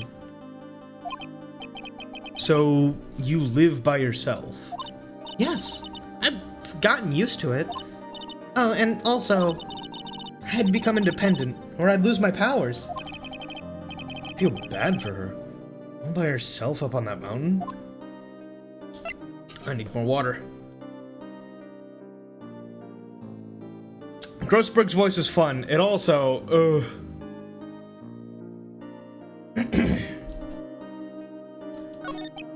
So, who was this man who, ruined your mother?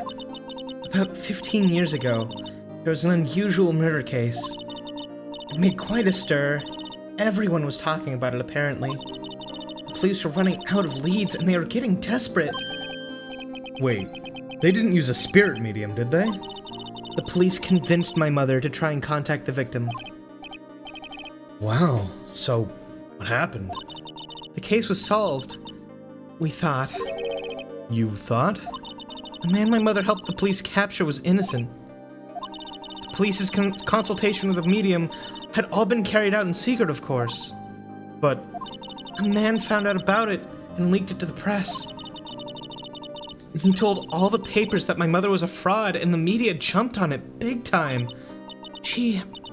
My mother, became the laughingstock of the nation. I see. White. Excuse me? White? That was his name. My sister told me. White. Huh. Just a little longer now before the state-appointed lawyer comes, I guess. 4 p.m. Time's up. What should I do? Do I just leave her and go home? Nah. I've made up my mind. I'm going to defend you whether you want me to or not. Why? Why? Well... No one is as sad a person without any friends. I know I've been there a long time ago. Why did I become a lawyer in the first place? Because someone has to look out for the people who have no one on their side. Maya, I won't abandon you. You can count on me. That's so kind of you.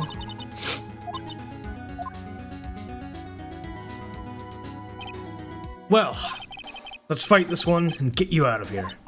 Right, thank you. She smiled last. She looks like an entirely different person. One last question. You are innocent, right? Yes, and I trust you. So, you trust me too, okay? It's a deal. So, what next? There's something that's been bugging me. Just what was inside that strange woman's drawer? So when I tried to look into the drawer that she got all defensive. There has to be something in there.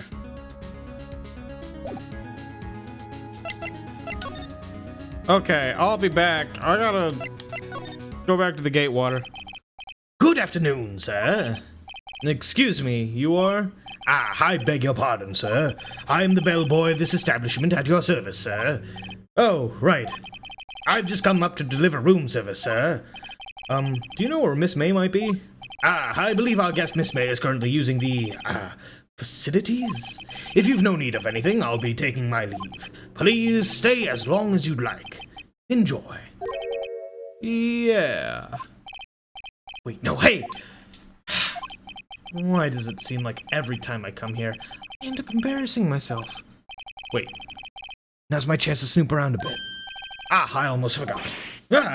You came back quick! Might I ask you to inform Miss May that there is a message for her? Please tell her that Mr. Wright of Blue Corp phoned. oh, right, sure. Mr. White of Blue Corp.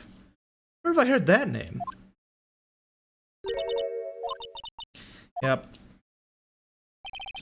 White was the name of the guy who ruined Mia and Maya's mother. Could it be a coincidence? Give me the screwdriver. There's a screwdriver sticking out of that half-open drawer. Now's my chance to see what's inside. What do we have here? A wiretap? Huh. What would a woman like her be doing with a thing like this? There's definitely something suspicious about this Miss May. Why would she have something like this in her hotel room? There's a story behind all this. I know it. Alright. I'll be using this bit of evidence in tomorrow's trial, that's for sure. For Maya's sake. I'll get to this woman's bottom. Wait, I mean... You know what I mean. Oh, bellboy? Still there? Now's your chance to get ooh if you want it. Uh-oh, time to scram. I look forward to tangoing with you tomorrow, Miss May. In court. Never mind. I guess not. It'll happen in court. I thought there was more. Save the progress, yeah!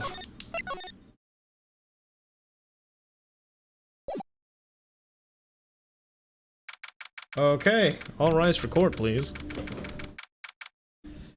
Seriously, it is. I'm still mad that Doorcam isn't working. Still mad about it. Because you guys could have seen the desk rise and go down and everything, and I don't know, that's kind of fun. Hopefully I have it working by next Ace Attorney, whenever I do that. Hello, water.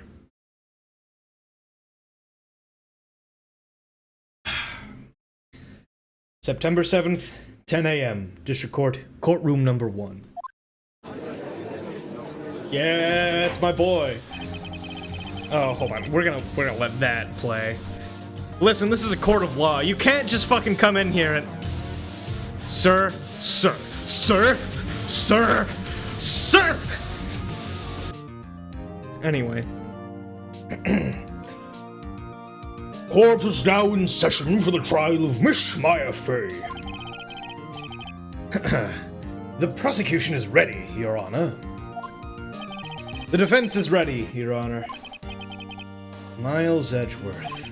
I'd better not show any signs of weakness today, or he'll be on me in an instant. Mr. Edgeworth, please give the court your opening statement. Thank you, Your Honor. The defendant, Miss Maya Fey, was at the scene of the crime. The prosecution has evidence she committed this murder, and we have a witness who saw her do it. The prosecution sees no reason to doubt the facts of this case, Your Honor. I see. Thank you, Mr. Edgeworth. Let's begin, then. If we may call our first witness, Your Honor. The prosecution calls the chief officer at the scene, Detective Gumshoe.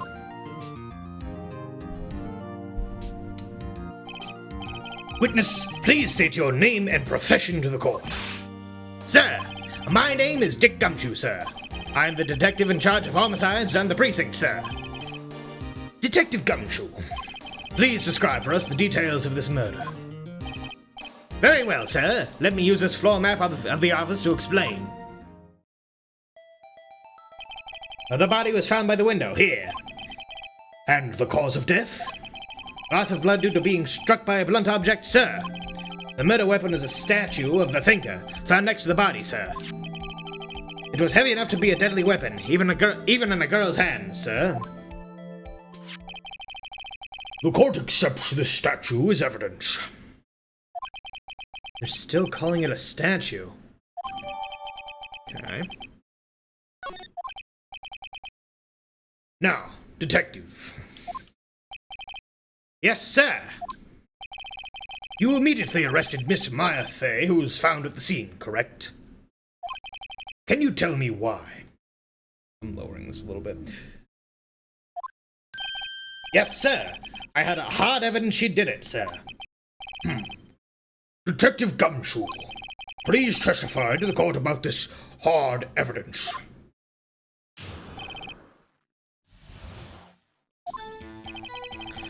As soon as the phone call came in, I rushed to the scene. There were 2 people there already. The defendant, Miss Maya Fey, and the lawyer, Mr. Phoenix Wright. I immediately arrested Miss Maya Fey. Why? We had a witness account describing her. The witness saw Miss Maya Fey at the very moment of the murder.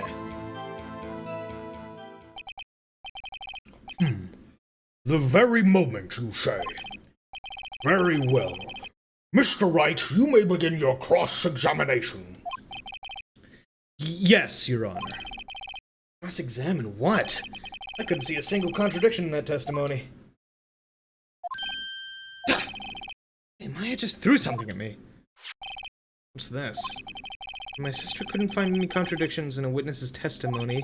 She would bluff it and press the witness on every detail. The witness always slips up and says something wrong. It worked lots of times. I should have expected Maya would know some of her sister's tricks. Alright, let's give this a try. Something the matter? No, Your Honor. I'd like to begin my cross-examination.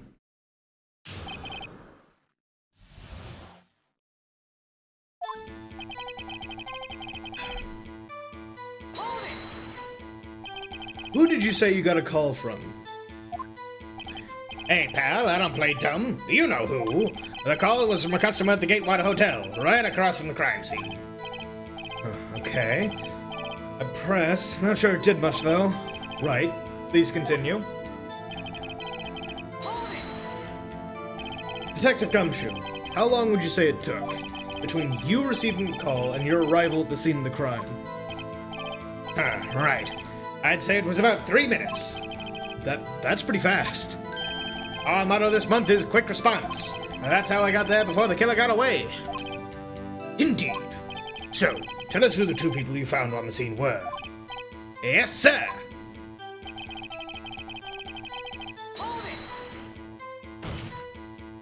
Are you absolutely sure it was us?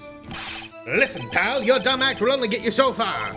With her funky hippie clothes and your spiky hair, you 2 stand out like suspicious people at a crime scene. Well, he does have a point about her. She is pretty unmistakable. I should pick my points to press with a little more care.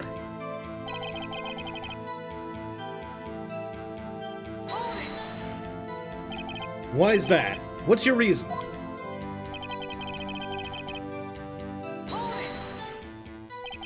Hold on just 1 second. Yeah? If I heard correctly, you said you arrested her because you had hard evidence she did it, correct? Huh? Did I say that? Me? I heard you say it. You did say it. You said it. Exactly what about the suspicious woman in Pink's claim was hard evidence? What? Miss May isn't suspicious. She sure isn't Pink, pal. Well, I guess she is Pink. That's enough. Detective Gumshoe, do you have any more solid proof other than her claims, Detective? Guess pressing can have its advantages. Yes. Sorry, I got the order of things mixed up in my testimony, Your Honor, sir. There was something I should have told you about first, Your Honor. Very well, Detective. Let's hear your testimony again.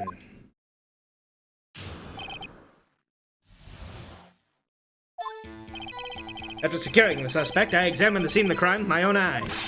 I found a memo written on a piece of paper next to the victim's body. On it, the word Maya was written clearly in blood. Lab test results showed that the blood was the victim's. Also, there was blood found on the victim's finger. Before she died, the victim wrote the killer's name. How you like that? That's my hard evidence.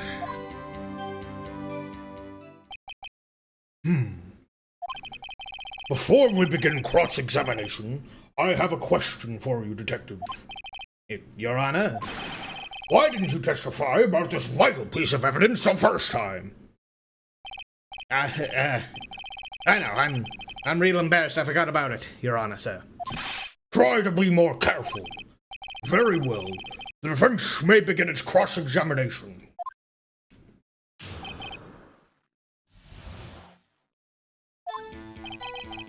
Okay. Yeah, found the memo, yep. Photos of the victims, blood on the victim's finger. Before she died, wrote the killer's name. How did she die if the death was instant? I hope there's not... I hope this autopsy report is up to date. Detective Gumshoe, there's one thing I want you to clarify for me here. You say the victim, Mia Fey, wrote this note. That she was accusing the defendant, Maya Fey. That's really what you're saying. What? This isn't one of those lawyer tricks now, is it? Of course she wrote it. Who else could have?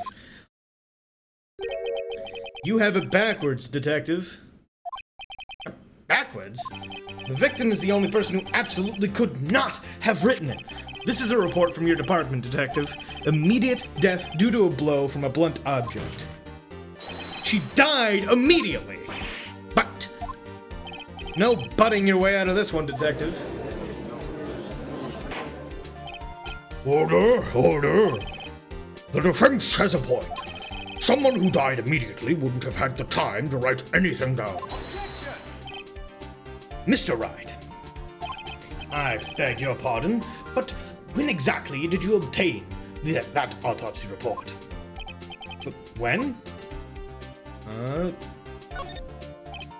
I'm pretty sure it was the day of the murder. You're wrong there, pal. We didn't write an autopsy report till the day after.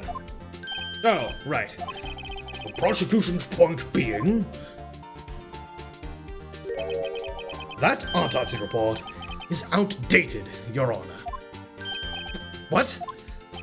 A second autopsy was performed yesterday, at my request. Death was almost immediate, due to a blow from a blunt object. But there is a possibility the victim lived for several minutes after the blow.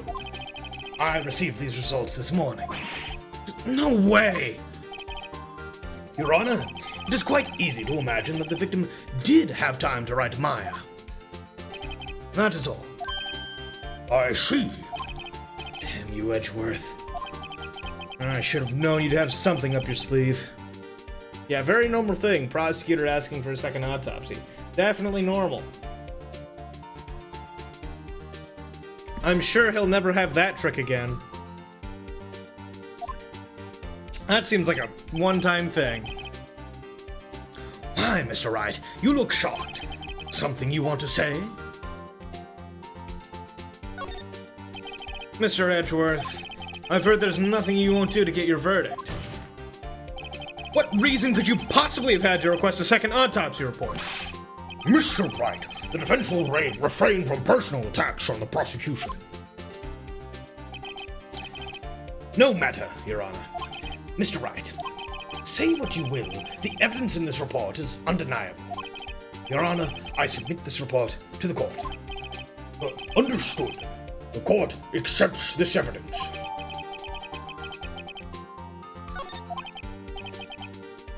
Well, Your Honor, the evidence strongly suggests the victim was identifying the killer.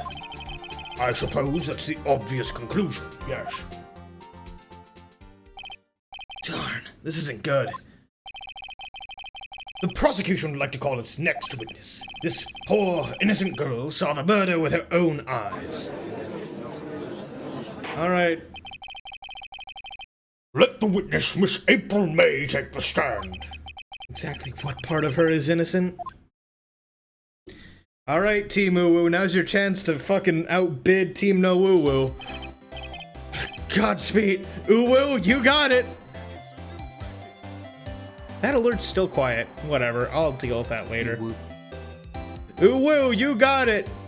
For Uwu. $2 for Uwu.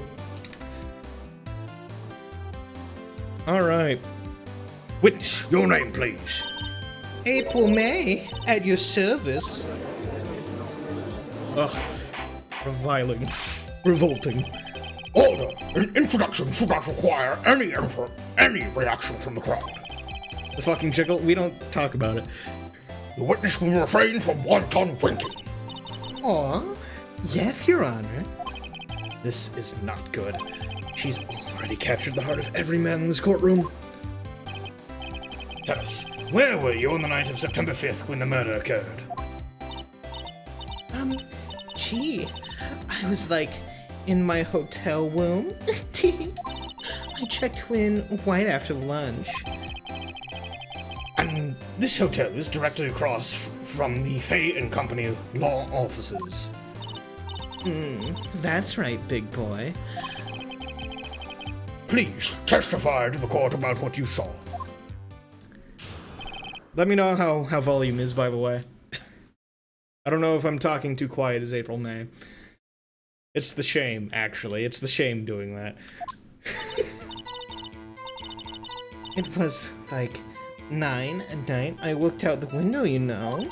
And then, I saw a woman with long hair being attacked. One attacking her was the mousy girl sitting in the defendant's chair. Then the woman, like, dodged to one side and ran away. But that girl, she caught up to her and she hit her. Fucking someone put a bullet in my fucking body. Oh. And the woman with the long hair, she kinda swamped. Okay, so a little behind the scenes here. I tend to pose differently for each character, right? As I do things. Unfortunately for me, April May is both hands on my desk, back straight, ass out. He's got the JoJo fever. Well, yeah, no, like every different character, I have to get in character to do the voice. That's just how I do it. So unfortunately, I am like presenting ass while doing April May, and none of you can see it. You wish. The end. That's all I saw. Every little itsy bitsy. That and like the cat paw kind of thing, because I have to do the fucking ooh-woo. Well, Your Honor, I see. It's a remarkably solid testimony. I don't see a need to trouble the witness any. Wait, Your Honor. Yes, Mr. Wright. What about my cross-examination? I thought the witness's testimony just now was quite firm, didn't you? Mr. Wright, I understand you were Miss Miafei's understudy, were you not? You must know her techniques well. Her cowardly way of finding tiny faults and perfectly good testimonies. Hey, how dare you? Well, Mr. Wright, will you cross-examine the witness? I'll gladly proceed with the cross-examination. If only because I have a feeling Edgeworth doesn't want me to. She just has to have some weakness. Very well. You may begin your cross-examination. I hate you, I hate you, I hate you, I hate you. 9, I like that out the window. Hold on. I just want to look at the court record. Okay. Nothing there. Cool. Why did you do that? Huh? Why? Like, why what? Why did you look out the window? Were you expecting to see something? Oh, well, gee. That's it? She can't get out of this question that easily. I sort of, you know. Stop! I had a feeling. Well, I have a feeling she's trying to avoid the question. Maybe I should press just a little harder on this one. Let's see how far I can run with this. Surely you must have had a reason to look out your window that time of night.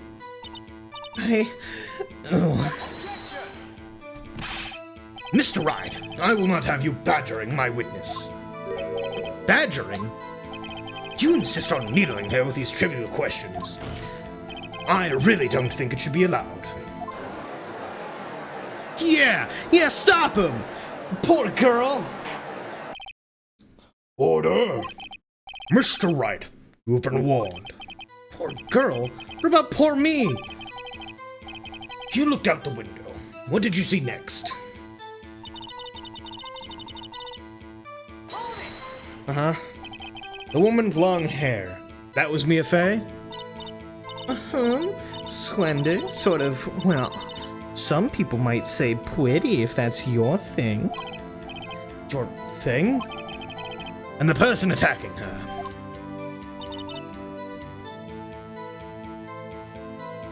You know what I'm gonna do?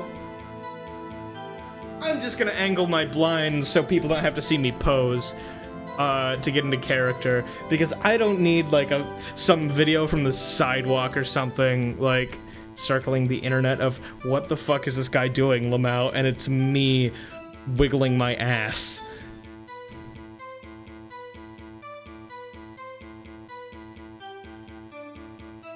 Yeah,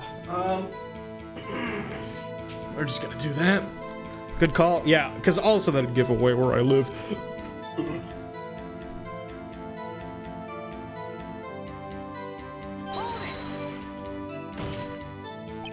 How do you know she was the defendant? Huh? Well, you know, she had a girlish physique. Women know these things. Look, I just know, okay? There was only one person at the scene of the crime with a short, girlish figure. The testimony is bulletproof, Your Honor. He's right.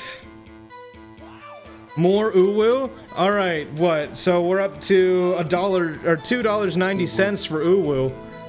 One moment. We're upping the we're upping the ante without any challenge. Hold on a minute. That testimony stinks. What? Miss May, I'm willing to bet that... Are you telling the truth? Did you really see the defendant?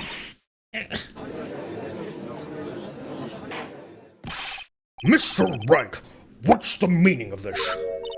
Yes, what's the meaning? Somebody tell me about it because I'm clueless. About this, I mean. Okay. If you had really witnessed my client, Maya Fey, you would have noticed her clothes before noticing her physique. Oh, hey, Infinite. How's it going? You're not weak? I'm not. You're not weak. You're not weak. I am not weak. You're not weak. Ooh.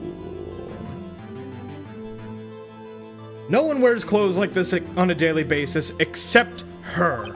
And I'm no expert on fashion, but her hairdo looks far from normal to me. However, the witness's testimony mentions neither of those things. The testimony is bogus. But... Still, we don't know if she was dressed that way the night of the murder. She was, Your Honor. I saw her. And so did Detective Gumshoe. What do you say to that, Miss May? What are you trying to say, you mean lawyer? I saw what I saw. I just didn't think it was all the trifling little details were necessary, darling. Miss May, the court would like to remind you to please omit nothing in your testimony. I'm sorry, Your Honor. I'll be a good girl, I promise.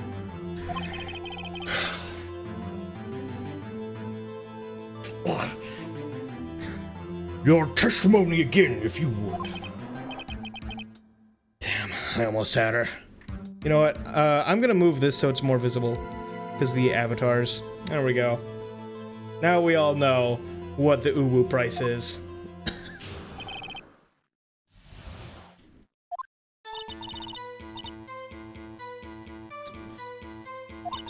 I did see everything. I did. The victim, the woman, dodged the first attack and ran off to the right.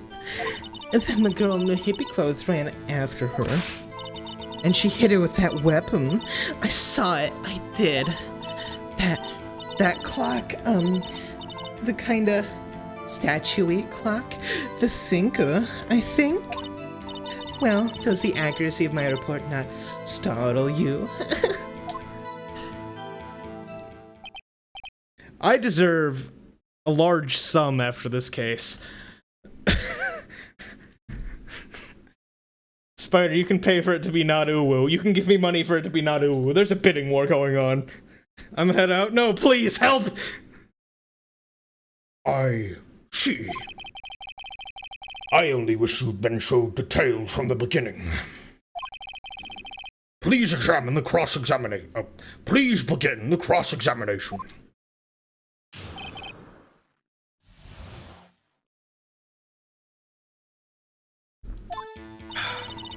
And it's bits or dollars, by the way. It's not it's whatever amount I get. You don't have to do Amazon's bits. I don't know why you guys are doing Amazon bits. Twitch bits. Why? Twitch is a bitch. So planning on claiming first on the stream was never started, right?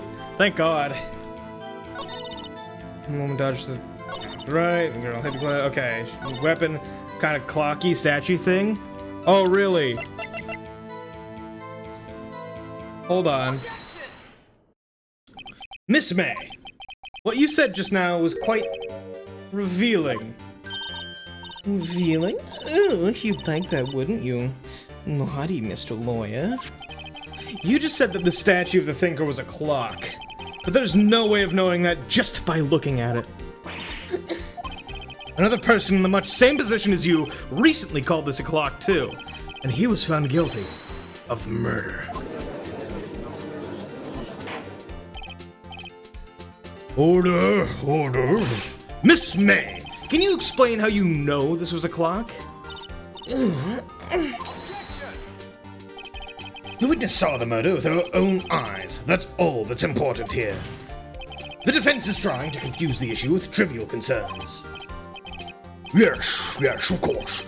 You will withdraw your question, Mr. Wright. But questions are all I have, Your Honor, and as you may recall, I've caught murderers with these questions before. Well, only once. Objection sustained. You may continue to question the witness. That was close. You stopped me there, trial will be over. Huh? What? So what happens now? What happens now is you answer my question. How did you know it was a clock? But that's... because I heard it? Yes, I heard it say the time. So, you've been to the law offices of Fane Company. No. Hey, I didn't say that. Why would I go there? I heard it from my hotel room. The law offices of Fane Company, where the murder took place, is very close to the hotel. She could easily have heard the clock. Well, Mr. Wright, are you satisfied? No, Your Honor. Can't give up now. I'm not satisfied because... Your Honor, members of the court, it is inconceivable that this clock in question rang. That clock is missing its clockwork. How could you possibly? Just take a look, right now. Oh, See anything interesting, Your Honor? it's as the defense says. This clock is missing its clockwork. It's quite empty. Mr. Wright, would you care to explain the court the meaning of this? It's as you can see. The clock was empty. It couldn't have rung. Therefore, this witness is a big, fat liar. Fat? Well, Miss May?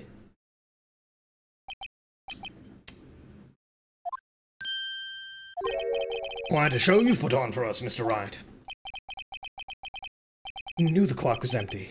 Somehow he knew. I'm afraid you've forgotten one thing, however. Indeed, the clock is empty, as you say. It can't ring. However, we must ask, when was the clockwork removed? If it was after the witness heard the clock, then there is no contradiction. That's true. That is a possibility. The clock might have been emptied after she heard it. And that is exactly what happened, Your Honor. Well, Mr. Wright, can you prove when the clockwork was removed? Impossible, of course. I have proof. What? Wasn't it you who told me proof is everything? Well, I was listening. And now I'll show you the proof you like so much. The evidence that proves when the clockwork was removed is... Hey, it's his phone. Take a look at this. That's a very cute cell phone. You have a girly phone? Wait. This isn't my phone. Listen. This is the defendant's cell phone, and it contains a recording. A recording of a conversation she had with the victim on the day of the murder.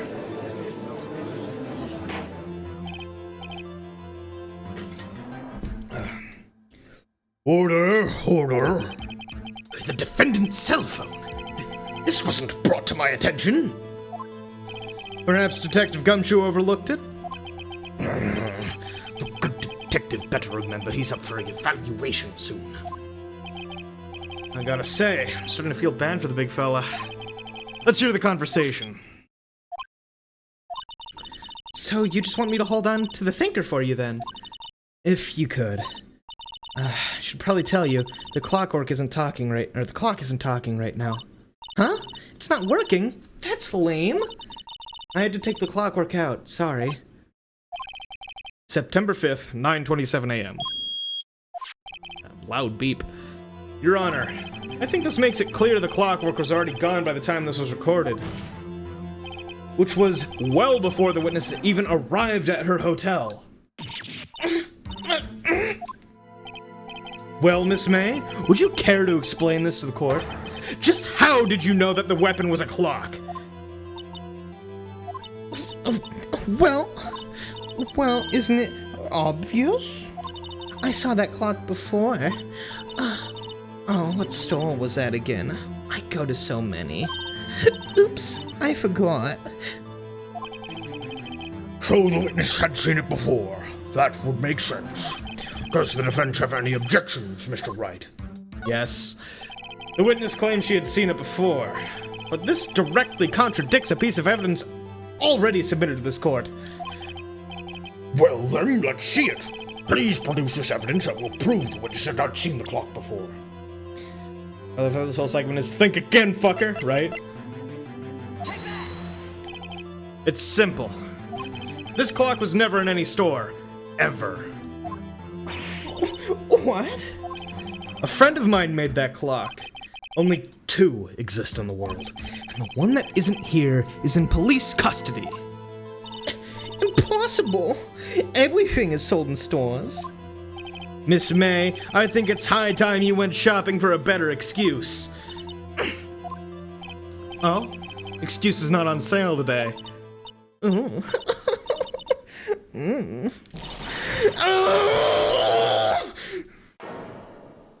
Please stop jiggling.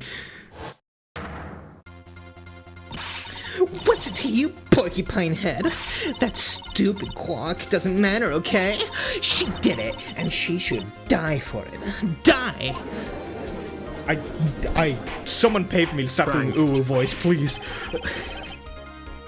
Where's Gray? Whoa! Let's not get ahead of ourselves. This is a court of law, and the witness will remain calm. Gray's not here to save me. I could text him. Silly me. Did I, lose it? I guess I did. Scary. Miss May, let me ask. Tell me, How did you know the weapon was a clock? Oh dear. Does the defense have an opinion on this behavior? Okay, this is it. Yes, Your Honor. Allow me to explain how I see the truth of the matter. Miss April May, you knew the weapon is a clock because you heard about it. The witness had never held the clock in her hand. However, she had heard that it was a clock. She heard? That is correct, Your Honor. There's no other way she could have known the thinker was a clock. And I can show you the proof. Well, this is interesting. Let's see it then. Show me the evidence proving that the witness had heard the murder weapon was a clock. Hello, Wiretap. Have a look at this. That? I found this in Miss May's room.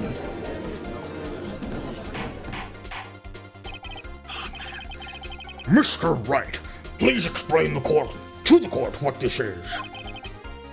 Miss April May, you were tapping the victim, Miss Mia Fey's phone, were you not?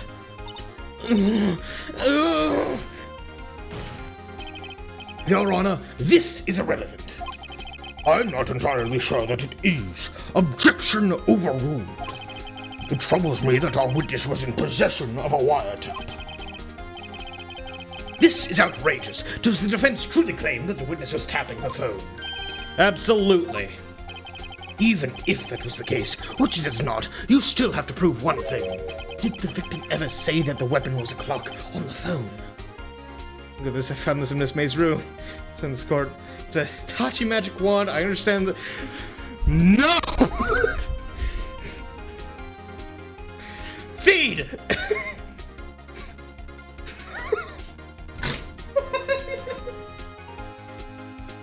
No!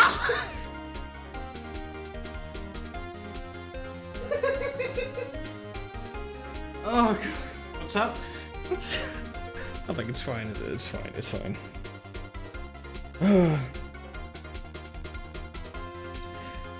Oh, God.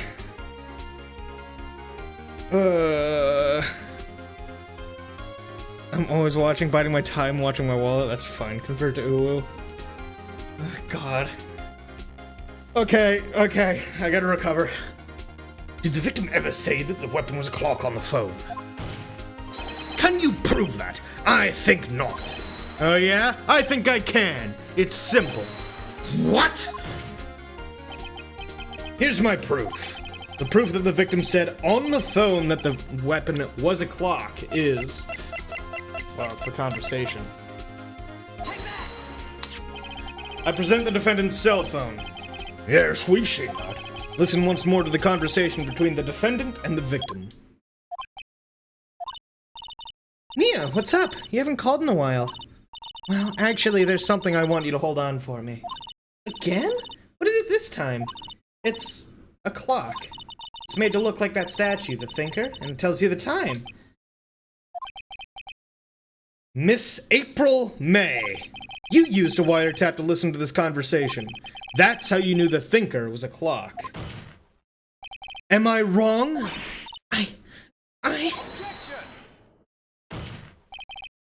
Your Honor, this is ridiculous. Your Honor, look at the witness's face. Does she seem amused to you? The defense demands an answer.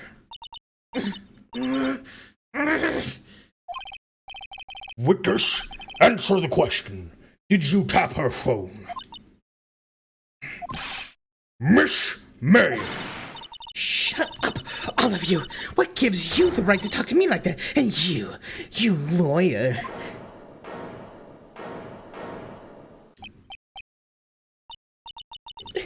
It's no fair. All of you ganging up on me like that. And so I'm the bad girl. Well, is that it? Is that it?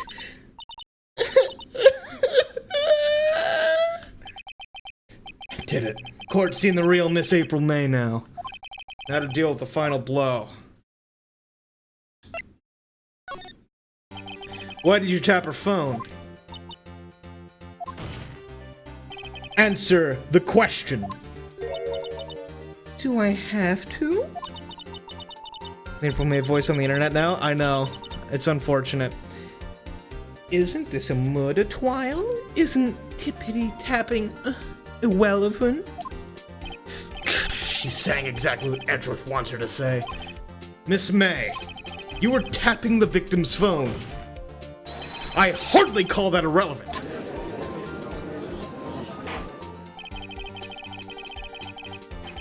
While this court does not condone the defense's tone of voice, he has a point.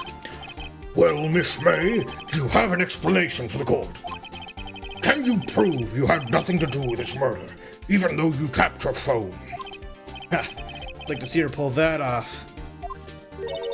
Mr. Warrior, I saw that evil grin. You were probably thinking, I'd like to see her pull that off, weren't you?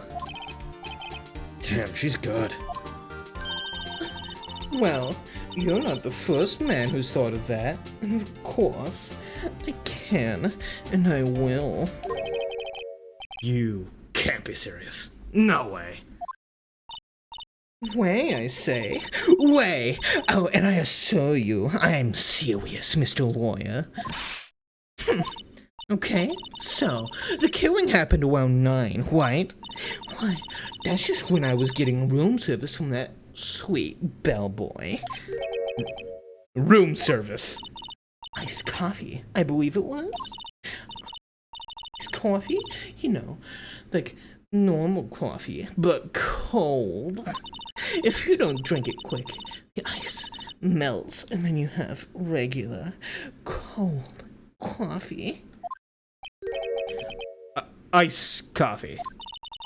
Think I'm making this up? Ask the bellboy. Please, God, save me, Gray. Help! Ergo, the witness was not on the scene of the crime, was not on the scene at the time of the murder. Seeing Phoenix Wright is referring to her being able to pull off an alibi, April May, however, it is talking about sex.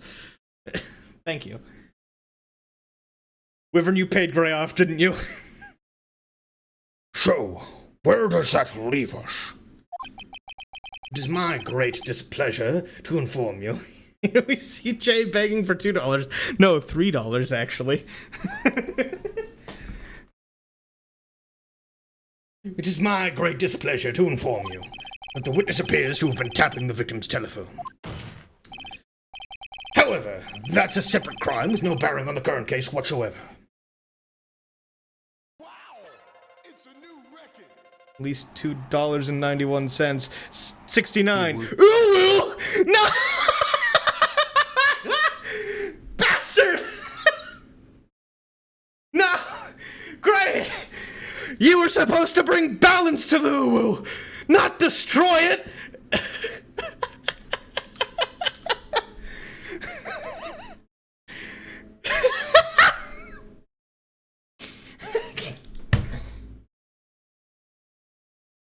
You were my brother, Gray! I loved you!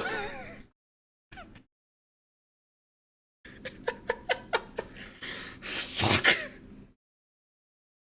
However, that is a separate crime with no bearing on the current case whatsoever. Her testimony stands. She saw the defendant, Maya Fey, commit murder. Oh, you're going to just let her walk away? There's no way I can win this unless I tie Miss May to the murder somehow. Well, does the defense have anything to say? Well, come on, think of something.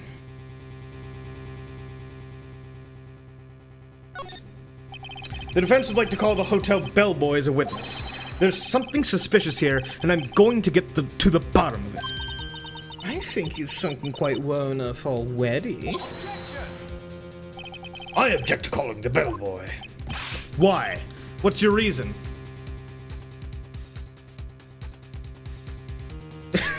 Hold on, I have to read this.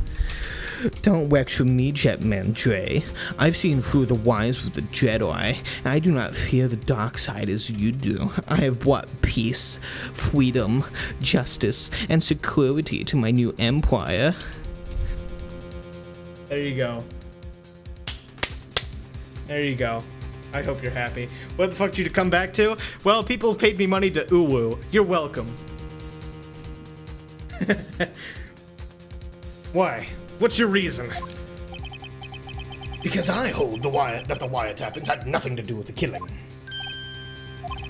However, if you agree to one condition, I'll consent to calling this witness. Condition. If Miss April May's alibi is not called into question after you examine the bellboy, then you will recognize that Miss April May was not the killer, thus she is innocent. And thereby you must also accept the verdict of guilty for Miss Maya Fey. That is my condition. What? I'd better find something suspicious in that bellboy's testimony. Otherwise, Maya will be declared guilty on the spot. What should I do? Well, yeah, gotta do it. Alright. I got nothing to lose. Except for, well, everything. Understood. I accept your condition. Fool.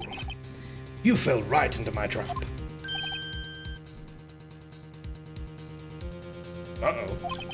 Uh-oh. Wait. Very well. The court calls the hotel bellboy to the stand.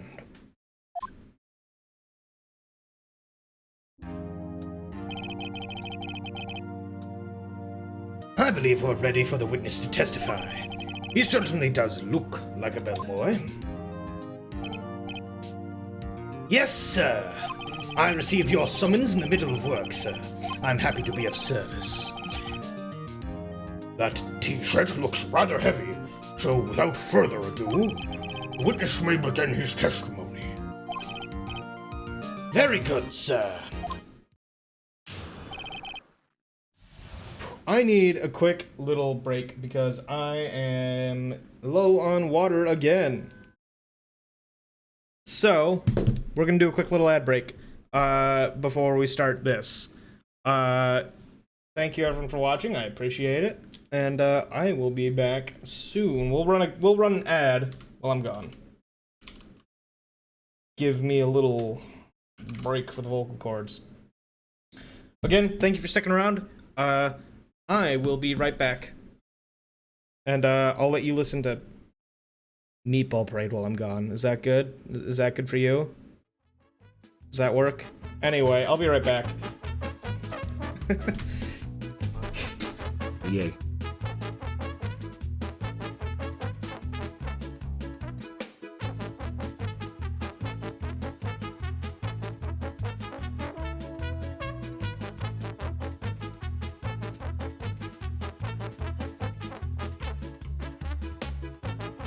Yay.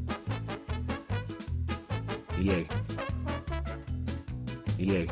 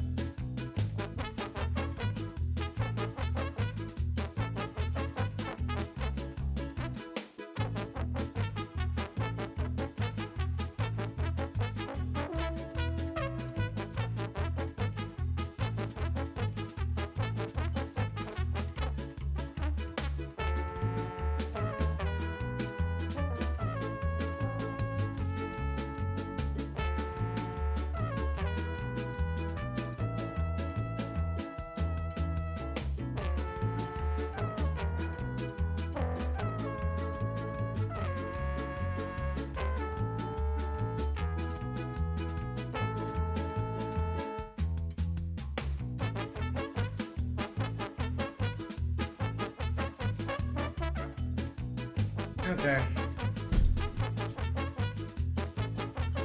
I'm back. Goodbye, Meatball Parade. How's it going? Oh, God. Yeah, cook at the meatball. Cook the meatball parade. Cook at the meatball. Anyway. I'm back. I have water. My throat is honeyed. I'm feeling good.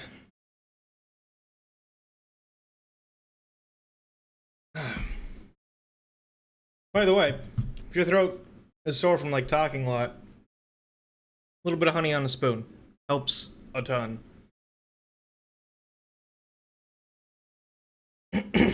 It's not like my throat isn't hurting, but it's like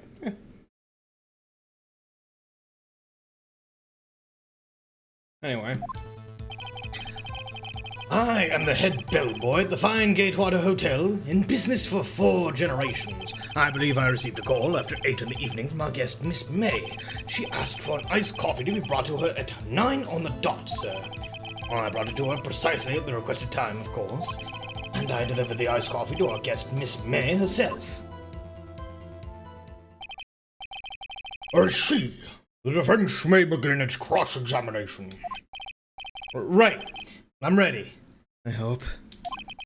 This is it. I can't prove Miss May was involved in the murder now. I'll be finished.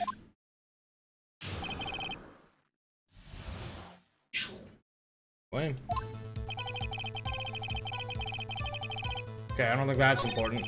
Receive a call. Let's hear about the call, baby. Are you sure it was Miss May on the phone? Absolutely, sir. How can you be so certain? I checked Miss May in personally, sir. Not only did I see her in all that stunning radiance, but I also heard her voice. And then I saw them. And Stop talking about her tits! the point being, I remembered her quite well, sir. Yes, what then? Orb? No. Yeah, I guess it's a decent use for the Orbiter team, isn't it? Fuck.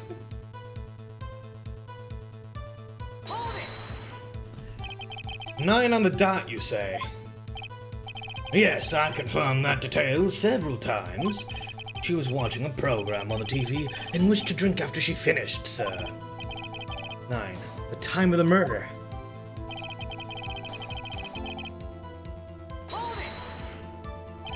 Precisely 9, then. Precisely, exactly, and most definitely, sir. 9 p.m. How can you be so sure? Miss May was quite insistent that it be brought then. Oh, bellboy, tee. I'd like an iced coffee at exactly 9 a.m. p.m. Something like that, sir. Therefore, I knocked on the door at the crack of 9, sir. Why should you be so particular about the time?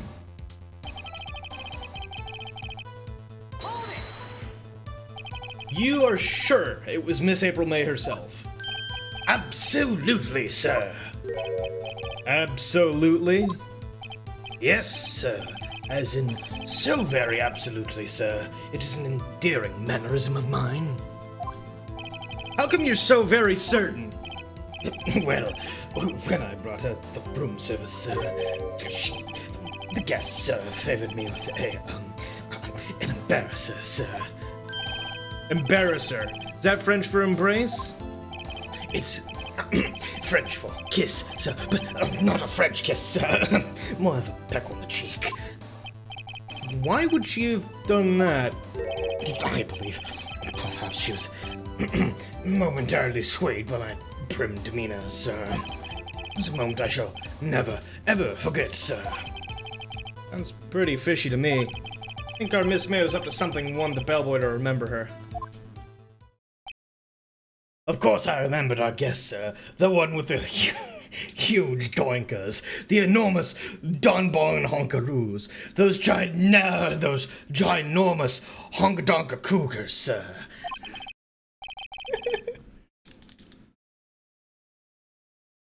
It's no good. There's nothing here. Pizza? I didn't order any pizza. Oh, I hell have yeah. been swayed by Jay's prim demeanor. Thank you. And thank you for the 32 months. I appreciate it. Is that it? Finally, you understand. This bellboy has absolutely no reason to lie.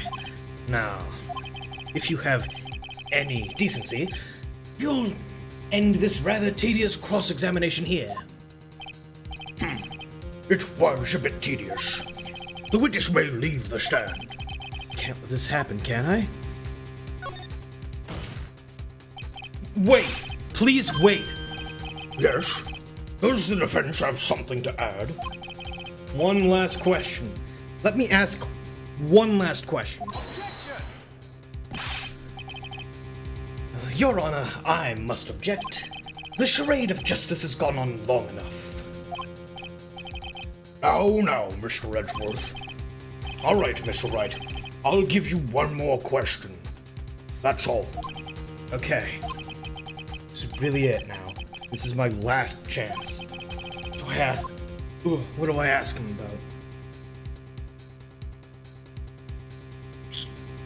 about? About the check-in. Tell me about check-in. Tell me about when you checked in Miss May.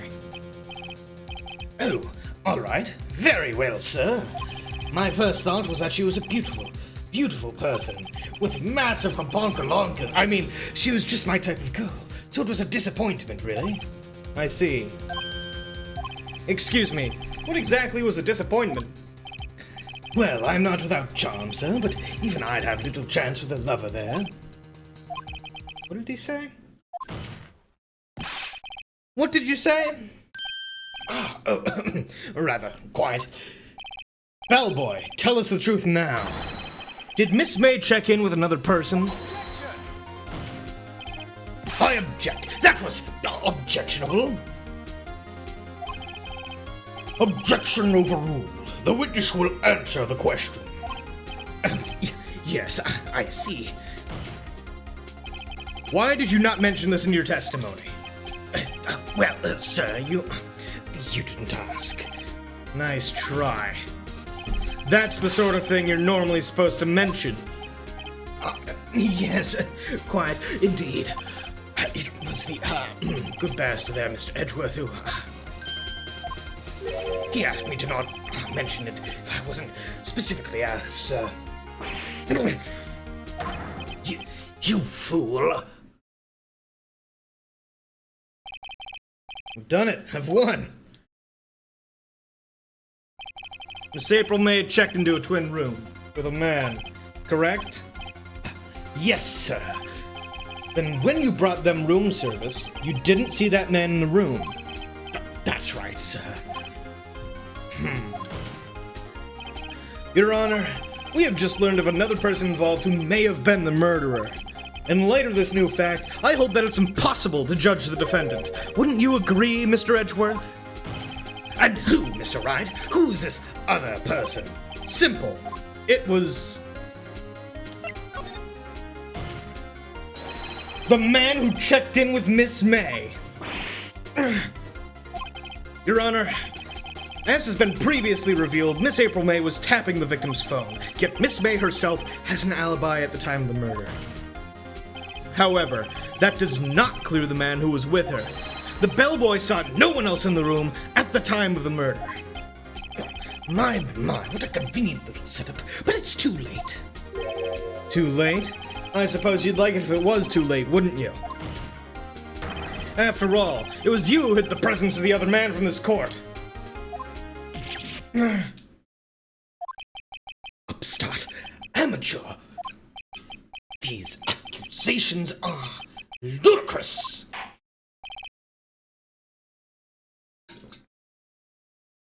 Enough. The court acknowledges the defense's argument. I expect the prosecution and defense to look into this matter fully. Am I understood? Yes. Yes, Your Honor. That is all today. That is all today for the trial of my affair. Court is adjourned. It's true, sir, that... Hold on. Yeah, 1 second. I'll say that for you, Theed. One second. It's true, sir. That man with who was ogling her simply immense, ogly boggly jabberdunkaroos, sir.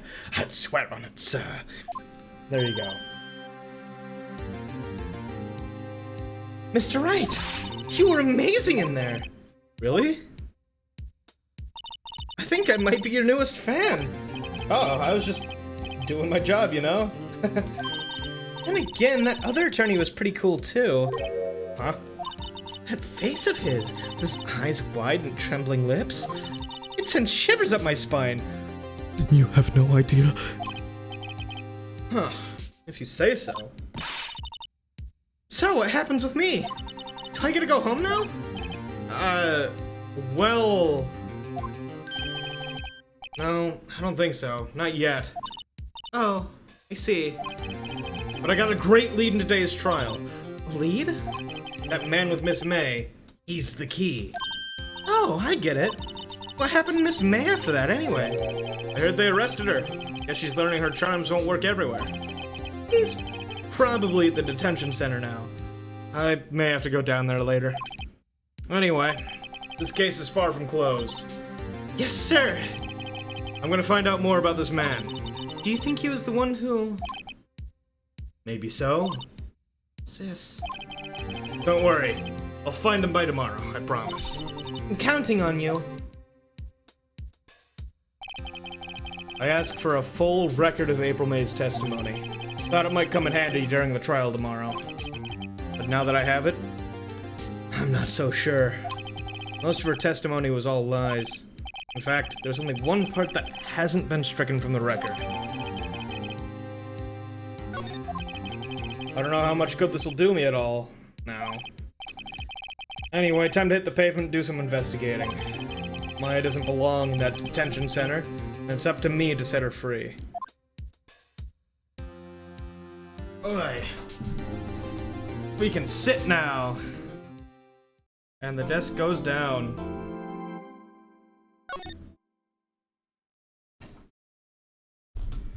Ugh.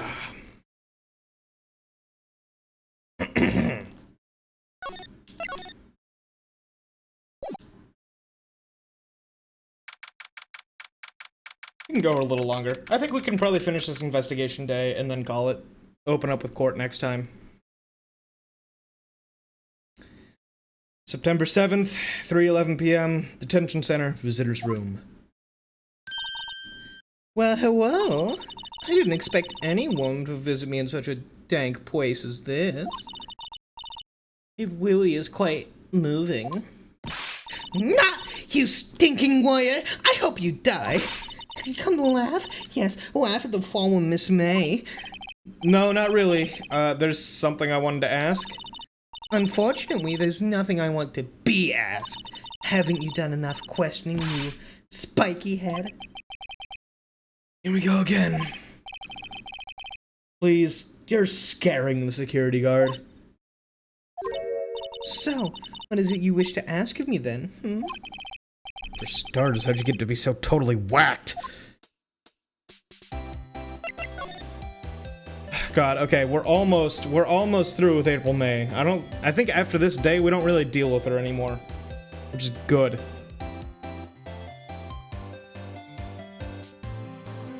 Sorry, I need water. 1 second.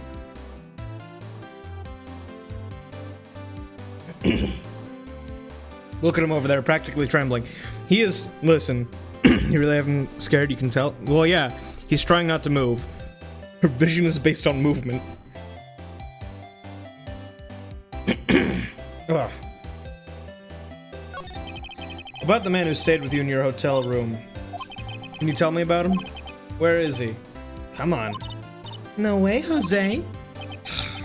Maybe if I had something to get her to talk. Why did you place a wiretap on Mia's phone? Aw, when you say it like that, it sounds so cold, so criminal. Tapping people's phones is a crime, Miss May. Oh, and I suppose you weren't at warrior school, hmm? Creep. This woman's impossible to talk to. Say, why are you so, angry? I mean, you don't look like a bad person. Oh, that does it. Bottom-feeding, scum-sucking warrior. Bottom?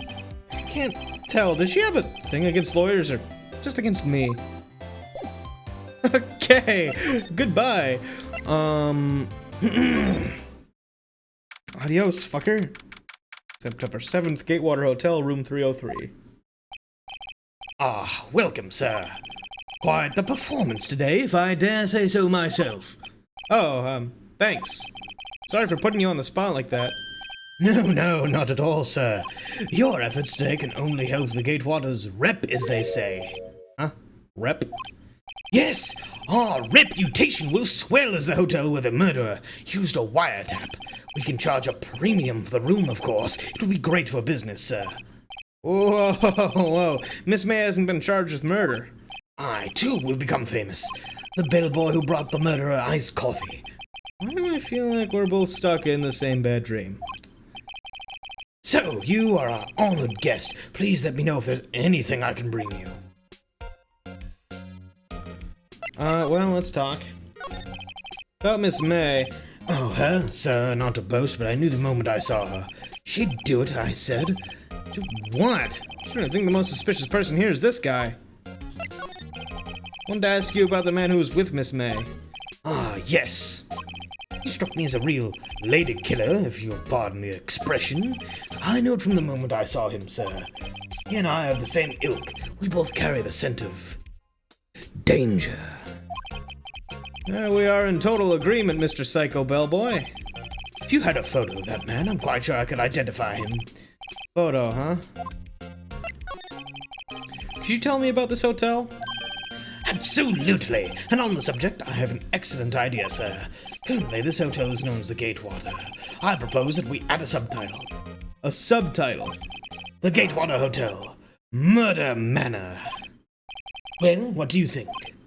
Sounds great. Whatever floats your tea set. Alright, let's take a peek, see. Huh? There's still a screwdriver stuck in that drawer. Ah, please leave that as it is, sir. That's the Drawer of Terror, hiding place of the murderer's wiretap. It's to become one of the most popular attractions here. This guy's serious. I don't believe it. A vase, as expected. Not good with flower names, except maybe tulips and sunflowers.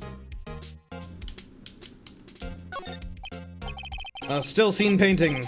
Or should that be still life? Whatever. One of those is hanging on the wall. Nice weather again today. You can see the Fay and Cola offices, of course. Ah, yes. We plan to install a telescope in that window, of course. Just $5 will earn you 3 minutes of view to a kill. Just kidding, sir. By that look in his eyes, I'd say he was more than serious. A bottle and 2 glasses rest on the table. Why hasn't he cleaned these up by now? Ah, I beg your pardon, sir, but if you could please refrain from touching those. It's part of the decor, I call it. The last drink before murder. We'll be famous, the talk of the hotel industry. Simple bet. It's been recently made. Nothing eye-catching here.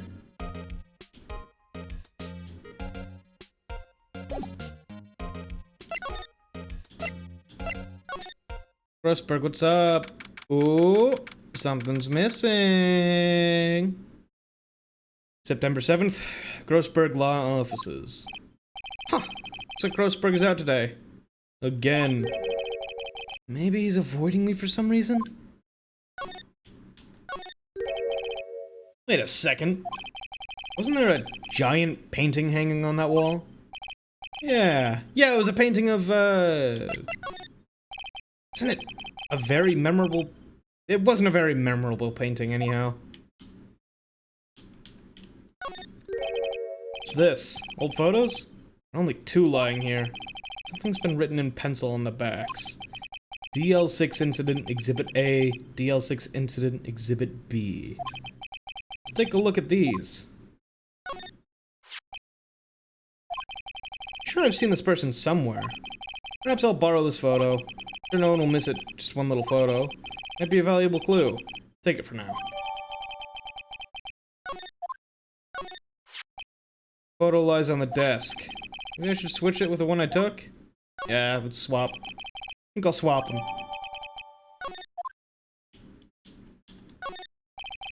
Solid mahogany desk, woodsman polish with deep luster. Yeah, okay. Everything else is gonna be pretty much the same here.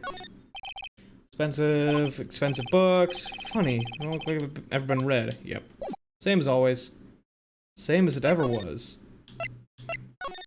Same as it ever was.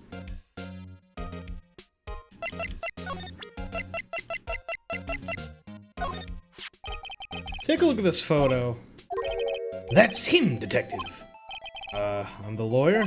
Oh, I know that. I just wanted to say detective once. You know how it is. No, I don't. Without a doubt, that is the man who checked in with Miss April May. How about I write an affidavit swearing that's him? An affidavit? This guy's way too excited about this. Yeah, sure. Well, sure, why not? Yes! I've always wanted to write an affidavit, sir. From henceforth, I'll be known as the bellboy who swore the affidavit. Just hurry up and write it. Not even Miss May could play dumb to this. Hey, Miss May. You again? Can't you take a hint and stay gone? Hey, I'm the only reason I'm back here is because you won't talk to me. Oh, so it's my fault now. You don't just have spiky hair, you also have a spiky hollow. That does it. This case is done. I'm shaving my fucking head.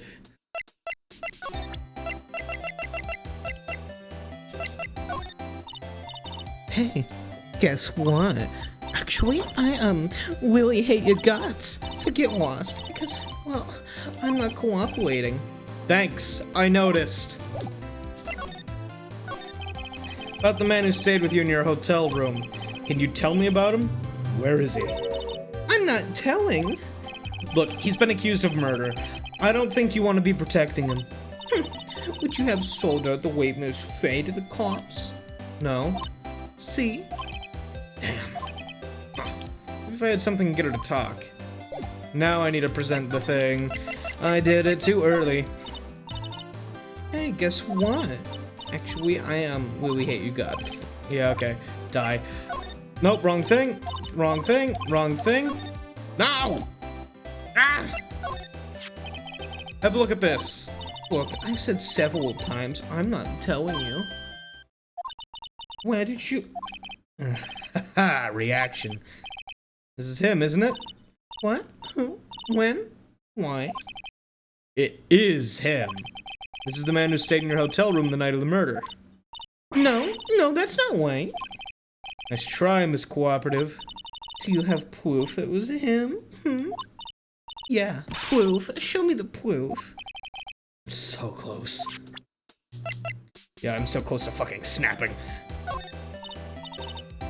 What do you mean? This is the proof! Asshole!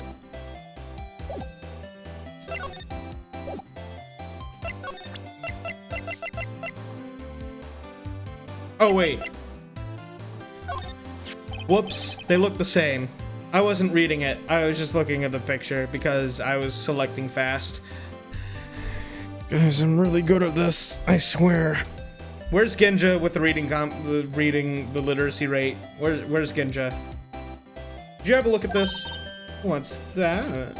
The bellboy's affidavit tells us everything he saw, such as the man you checked in with, who was most definitely this guy.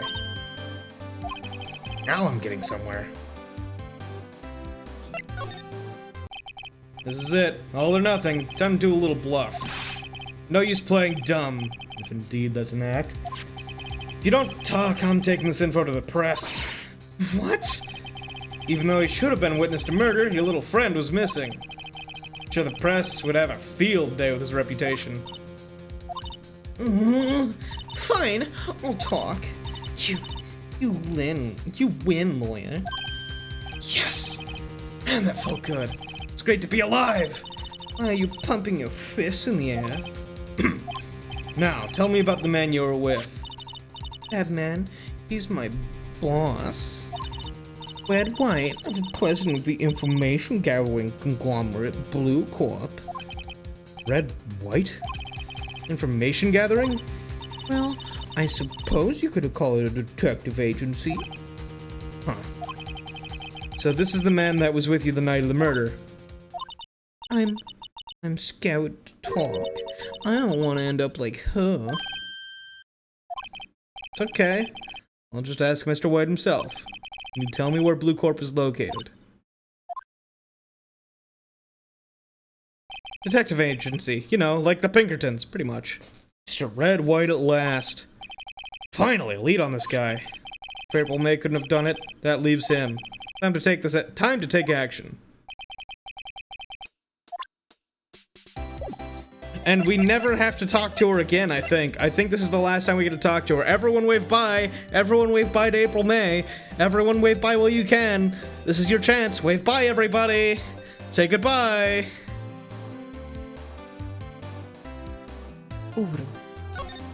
Anyway. Oh wait, wrong place. Bellboy seems to be out. Huh? Is that water coming from the shower? Money making, I got the money making blues.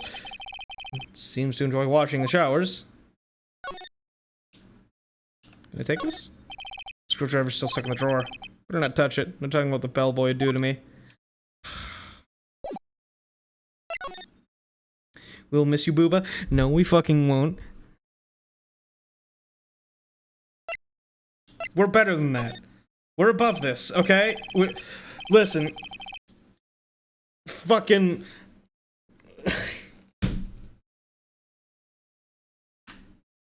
The law is forever, boobs are temporary, alright? Fucking... Get with the program, huh? Alright, this is getting ridiculous. Where the heck is that loafer? Oh, that old familiar clearing of the throat.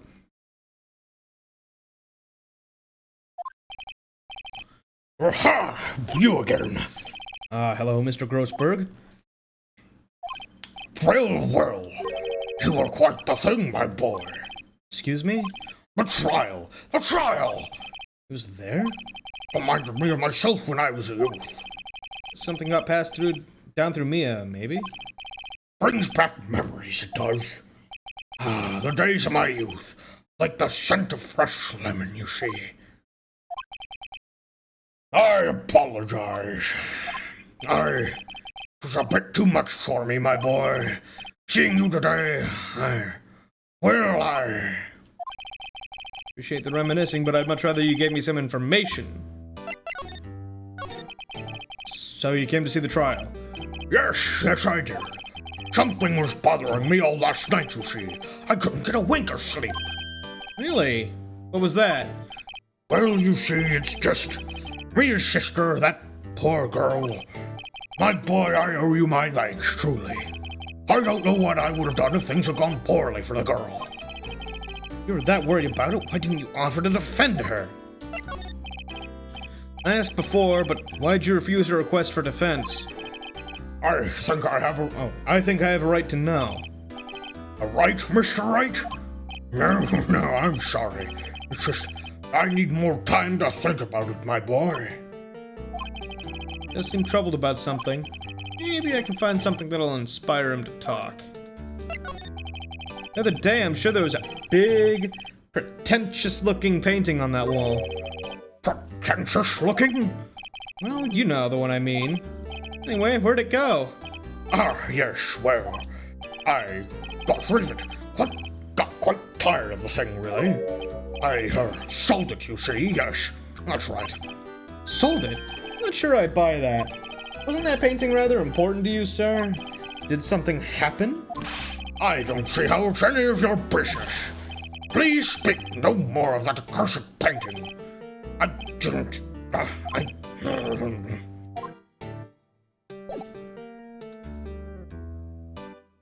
Okay. We'll talk to him later. Hold on, wait.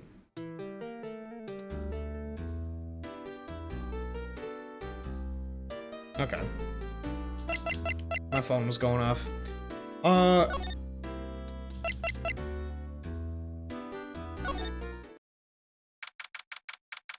September 7th, Blue Corp Incorporated, CEO's office. What's with the surreal decor? Welcome. Please furnish me with the title of your personage. What the? Your name? What's your name? I was just inquiringly asking the title that you go by. Right. Phoenix Wright. Inquirably? Mr. Wright, is it? Right, I see. Splendiferous.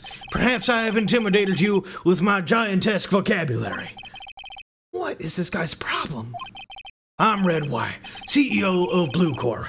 You know, the corporate expansion official. My business dealings bring me in contact with the elite of the elite. So I'm afraid I'm not used to conversing with the wordily challenged. What a fruitcake. Huh. Let me guess.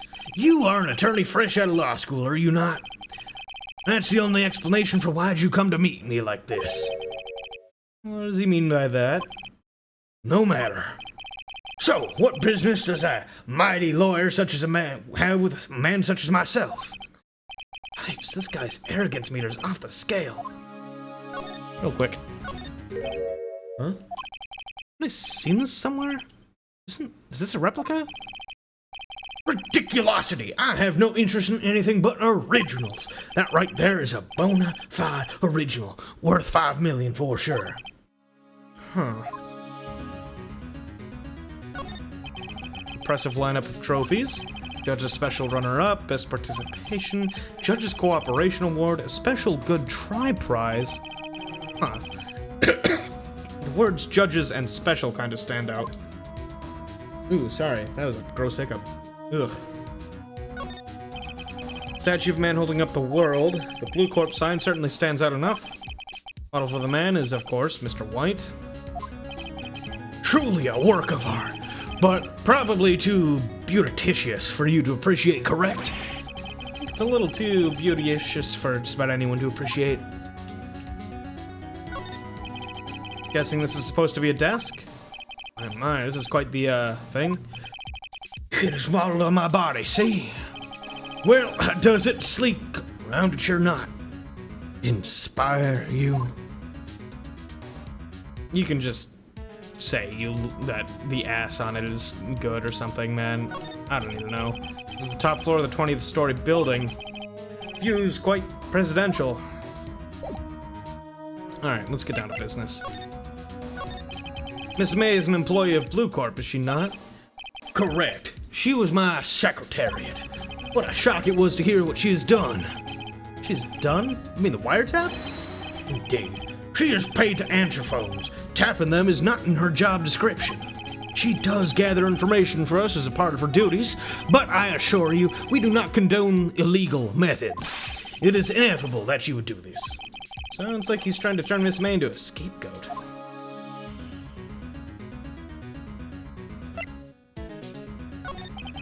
On the night of the murder, were you in April May's hotel room? Who can say? I seldom pay attention to such mundane details such as time and place. My motto is, don't worry, be happy. Still Mr. Wright? Oh, still Mr. White. The hotel bellboy has stated on the record that he does remember you very clearly. No matter. Bellboy can say what he pleases. I still won't talk to you. If you want me to speak, put me on the witness stand. Although I doubt you'd be capable of doing that. This is a good question, actually. Why didn't the prosecution call him as a witness? Should have seen the same things April May. Oh, the police, the courts. To me, they are mere toys, playthings for my amusement. What kind of company is Blue Corp, anyway? Excellent question. We buy and sell various kinds of information. We are a company of the future, you might say. We are the future. Sell information? In just 10 years, I built this business into the grand office you see now. In case you were wondering, Blue Corp was named after the color blue. Red White of Blue Corp, as founder and CEO, named it so. Why, you ask? Well, 'cause I like the color blue, of course. Fantabulistic, is it not? You don't fucking say! There's something that's been bothering me. Yes? What might that be? That big painting on the wall over there. Thank you, Motorcycle Man. You know, I've actually seen that painting before. Oh? Just yesterday, actually. Your point being? My point is simple. Rather, my question is simple. Why is that painting hanging on your wall? Mr. Wrong, was it? Right. It appears you do not fully grasp your position here. I ask again, who are you? A lawyer? No, my feeble friend, a mere lawyer. Worth nothing. Zilch, zippo, nada. Just like that sorry excuse for an attorney, Grody Burger. What?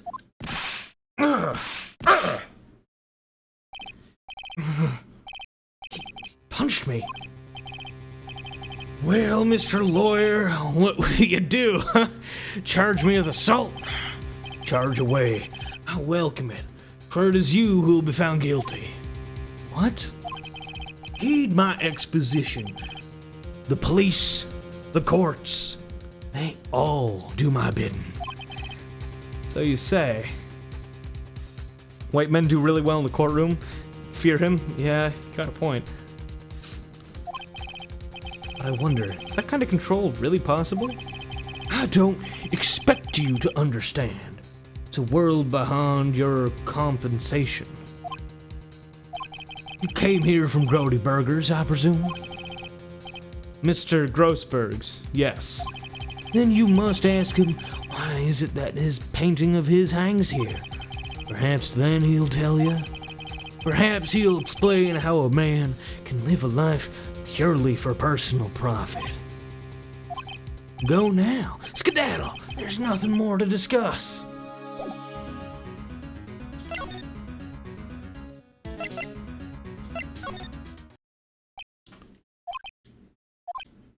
Hey, man. I don't think he's noticed me standing here. Maybe I should clear my throat? Something Josephus! Oh, you. What's wrong? You look so pensive, like an old man at the end of his days.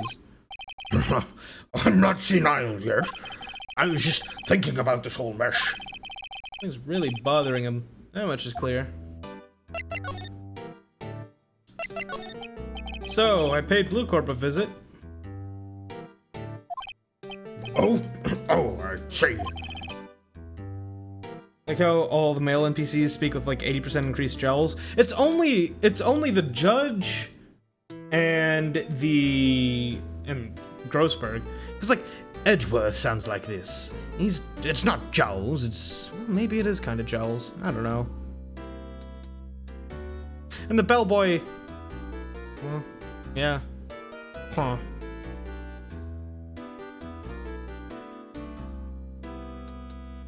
From jowls comes strength? Fair. There's just a lot of jowly people right now. Okay? It'll diversify later, I promise. Mr. Grossberg, I have to admit, something has been bothering me. Oh, what is it? Well, out with it, my boy. See, it's just, Mr. Grossberg, sir. There's a giant painting hanging right there the other day. Was it an art? And you said you had no intention of parting with? Well, I saw it. Today. It was in the CEO's office at Blue Corp. Red White's office. So, you noticed. I suppose I should have guessed you would. It is a large painting. Mr. Grossberg, I know you and Mr. White are connected somehow. Connected, you say? Yes, and I know what it is. Mr. White has something on you, doesn't he? Blackmail? I think that painting is fairly gaudy proof. Grossberg gives me super Teddy Roosevelt vibes. Yeah, a bit. Very well.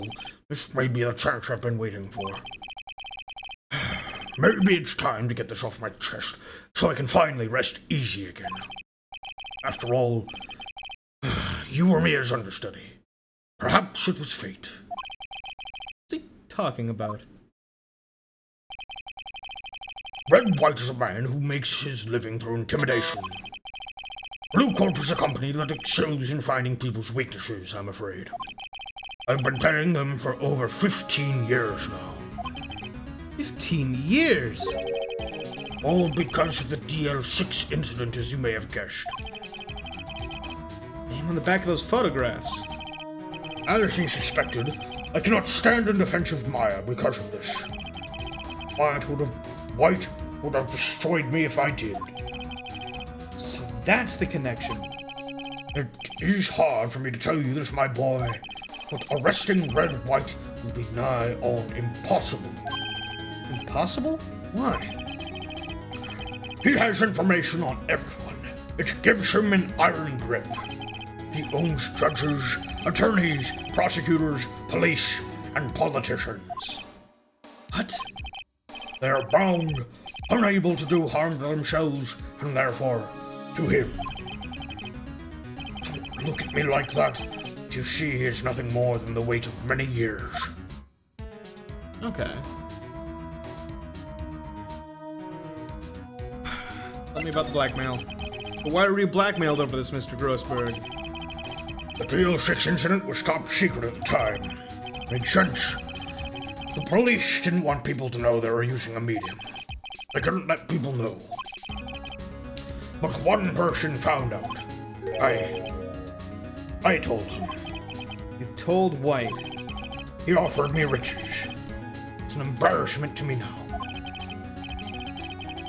Because I talked, the police were mocked far and wide. In secret, they began looking for the one who sold them out. Of course, White heard about it, and he came to me. And this time, the offer was blackmail.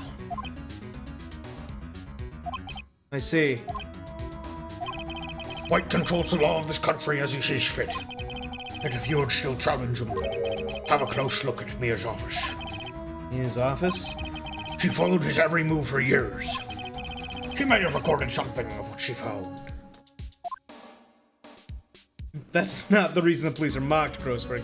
Yeah, no. Come on. What's the DL6 incident? DL6 is nothing more than a shortcut the police gave the case. 15 years ago now. I received a request from a medium. Spirit medium. Medium? Her name was Misty Faye. Faye? Indeed. She was Mia's mother. She had been investigating the murder at the bequest of the police. And she failed. As a result, the police called her a fraud. This is what Maya was talking about the other day. I did all I could for her, and in the end cleared her of wrongdoing. The murder case, however, remains unsolved to this day. The case is the DL6 incident. It's funny, because, like, Grossberg and the judge kind of sound similar, right? But the judge is deeper. And so it's a completely different part of the throat. So I could do these back to back if I wanted to. Which is fun.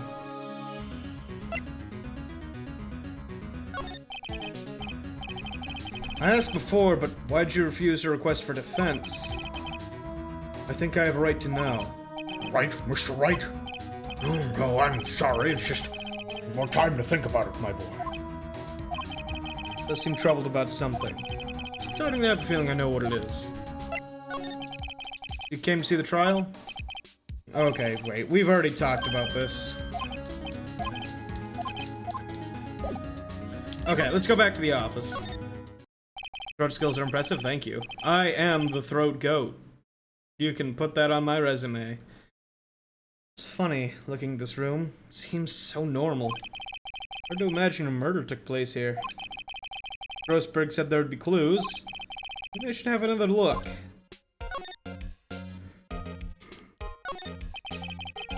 All the cases the chief ever worked on are filed here.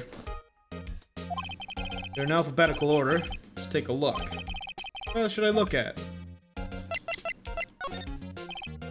T-U, I know, W, White. The entire W section is missing. Is it taken?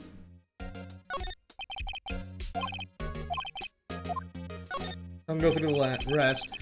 See if there's a record in this file that catches my eye. A, B, F. Misty Faye? That's me and Maya's mother.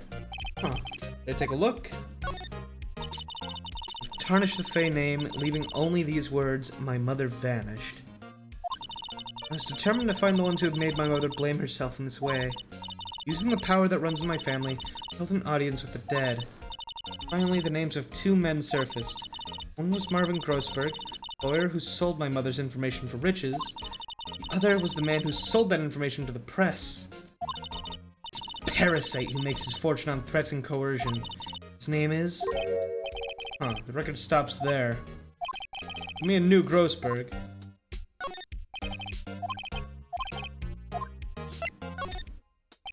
C, J through S. Nothing much in here. I'll just skim some of this? Yeah, sure. Well, no harm in flipping through a bit, I guess. Biggest part's here, the end of S. Suicide? Ugh.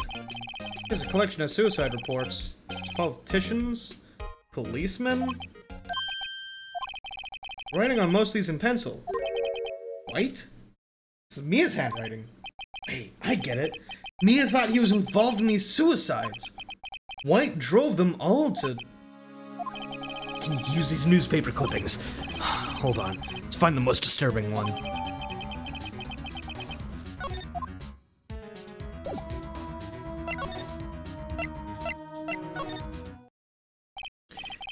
Well, aren't you persistent?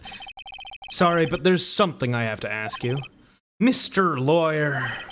It's my first time in the series? Nah, this is my second time around. I just, I love this trilogy a lot. So I wanted to do it again, because it was one of my favorite things I've streamed. And now they've announced the second trilogy coming out next year, so I figured good a time as any. Well, actually, I was planning on doing this, and then they announced the series, so really it was good timing. I really hate having to repeat myself, but it seems the message has not yet penetrated your thick skull. Stop bothering me. If you try my patience further, I fear a nasty accident may occur. Do I make myself clear? Transparent. We're past needing to talk about April May. Gotta put this guy on the spot and quick. Huh? What's the matter? You seem distressed. Okay. What's wrong? Is there something stuck to my face? Well, yes. There's my eyes, and my nose, and my mouth. But of course I jest. You need not restrain your mirth, my friend. It is okay to indulge in my cosmopolitan sense of humor. I will not think less of you.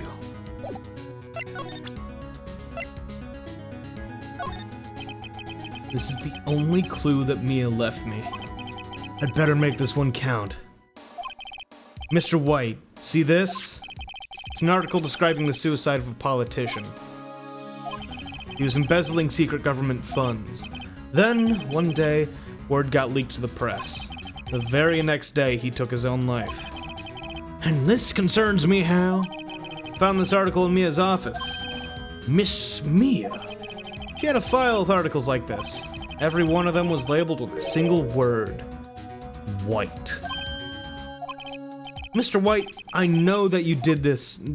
what you did to this politician. You were blackmailing him. Blackmail? Not just him either. You were threatening and coercing hundreds of others. You were involved in all the suicide cases that Mia investigated. This company is built on blackmail. I'm right, aren't I? What a bizarre accusation. Mr. Wrong, what is it that you should be doing now? Investigating me? No. I think not. You should be searching for the one who killed Miss Mia. Secretary's office, hello? Mr. Wrong will be leaving now. Yes, sir. I'll send someone right away. Wait a second, Mr. White. You're wrong, Mr. White. Excuse me? What I should be doing now is going after you. Just what are you insinuating? Mia was onto you. She was keeping tabs. For this reason, you had April May tapping her phone. Then, Mia was murdered, and all the documents about you mysteriously disappeared. So, the culprit would be? Even a child could work it out, Mr. White. You did it. Secretary's office. We won't be needing an escort for Mr. Wrong. Instead, please connect me to the public prosecutor's office. Of course, sir. One moment, please.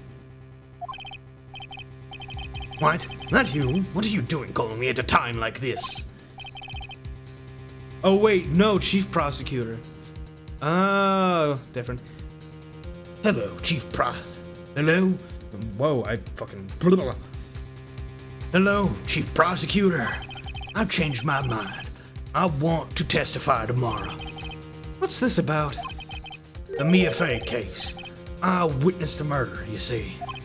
And thus, as a very important witness, I would like to testify. What? Why now? I thought you said you didn't want to go to court.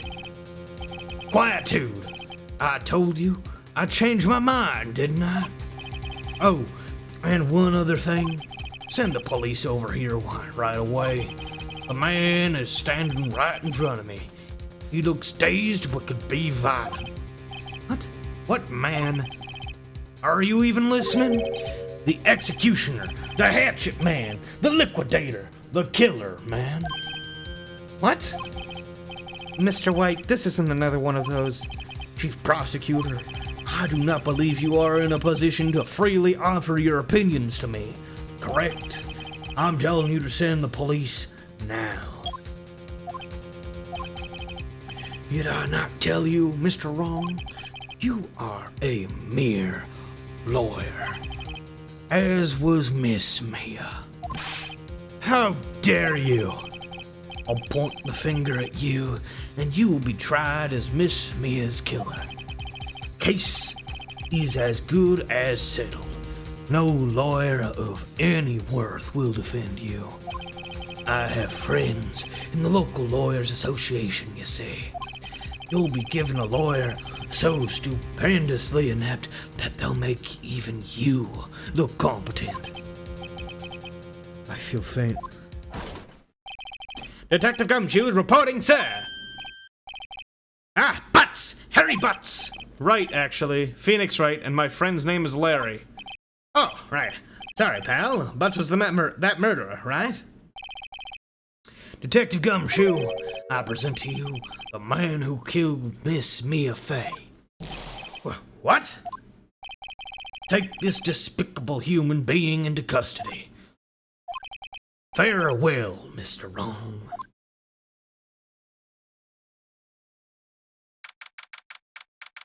Will be given pain, truly terrible fate. I mean, he's a prosecutor, not a defense attorney. September 8th, 3:37 p.m., Detention Center, Visitor's Room. Can't believe it's only been a day since the first trial. Trial begins tomorrow. White's going to set a trap for me. And the prosecution will be in on it, of course, Edgeworth included. An attorney was assigned to me by the state yesterday. I refused. I had an idea. Right? Mr. Wright! Oh, Maya. Great, they let you out of detention. Just now, yes. It's all thanks to you. I'm afraid we've switched places. What? You? Explain what had happened to Maya. I don't believe it. How many people does that man need to destroy before he's satisfied? My mother? My sister? And now you? This has gone too far. Mr. Wright, please tell me, is there anything I can do? Well? Alright, you can be my defense lawyer tomorrow. Alright. Huh? Leave it to me! I am Mia's sister, after all. Lawyership runs in her blood. Wasn't it ghost powers that ran in your blood? I'd better run to the bookstore and pick up a copy of Law for Rookies. Wait. What? I'm kidding. It was a joke. No way. Oh, really, I was kidding, but thanks. It's good to know you're on my side. Really isn't anything you could do for me anyway. But I can't just sit here and do nothing. Gotta give that man a piece of my mind. Just a piece? Okay. Then come to the trial tomorrow. Okay, I'll be there. I'll show them a thing or two.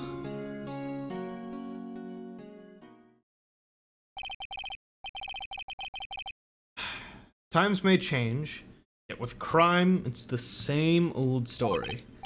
In fact, it's gotten worse. Lengthy court proceedings are no longer realistic. Beginning a few years ago, a limit of 3 days was put on initial court trials. Almost all finish in a day, most with a guilty verdict. I never thought I would end up in the defendant's chair myself for this case. With a true culprit appearing as a star witness, this is it. Tomorrow, it's me or him. And I think that's a good spot to leave off. So, yeah, that's what we'll do. We will save. They just casually slip in an absolutely horrifying fact of this world, right? Fucking awful. Alright, let's go find someone to raid. Who the fuck is up?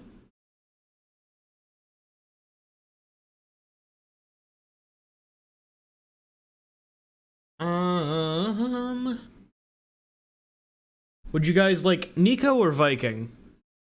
I will let you choose. Viking is doing Homebody. Nico is doing Star Wars Jedi Fallen Order. I will let Viking is doing a neat game. I am always down for more indie games, personally, but I will let you guys choose.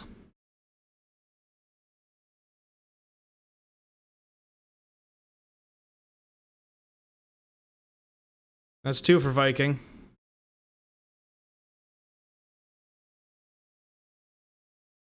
I see 0 objections. You abstain? Yeah, okay.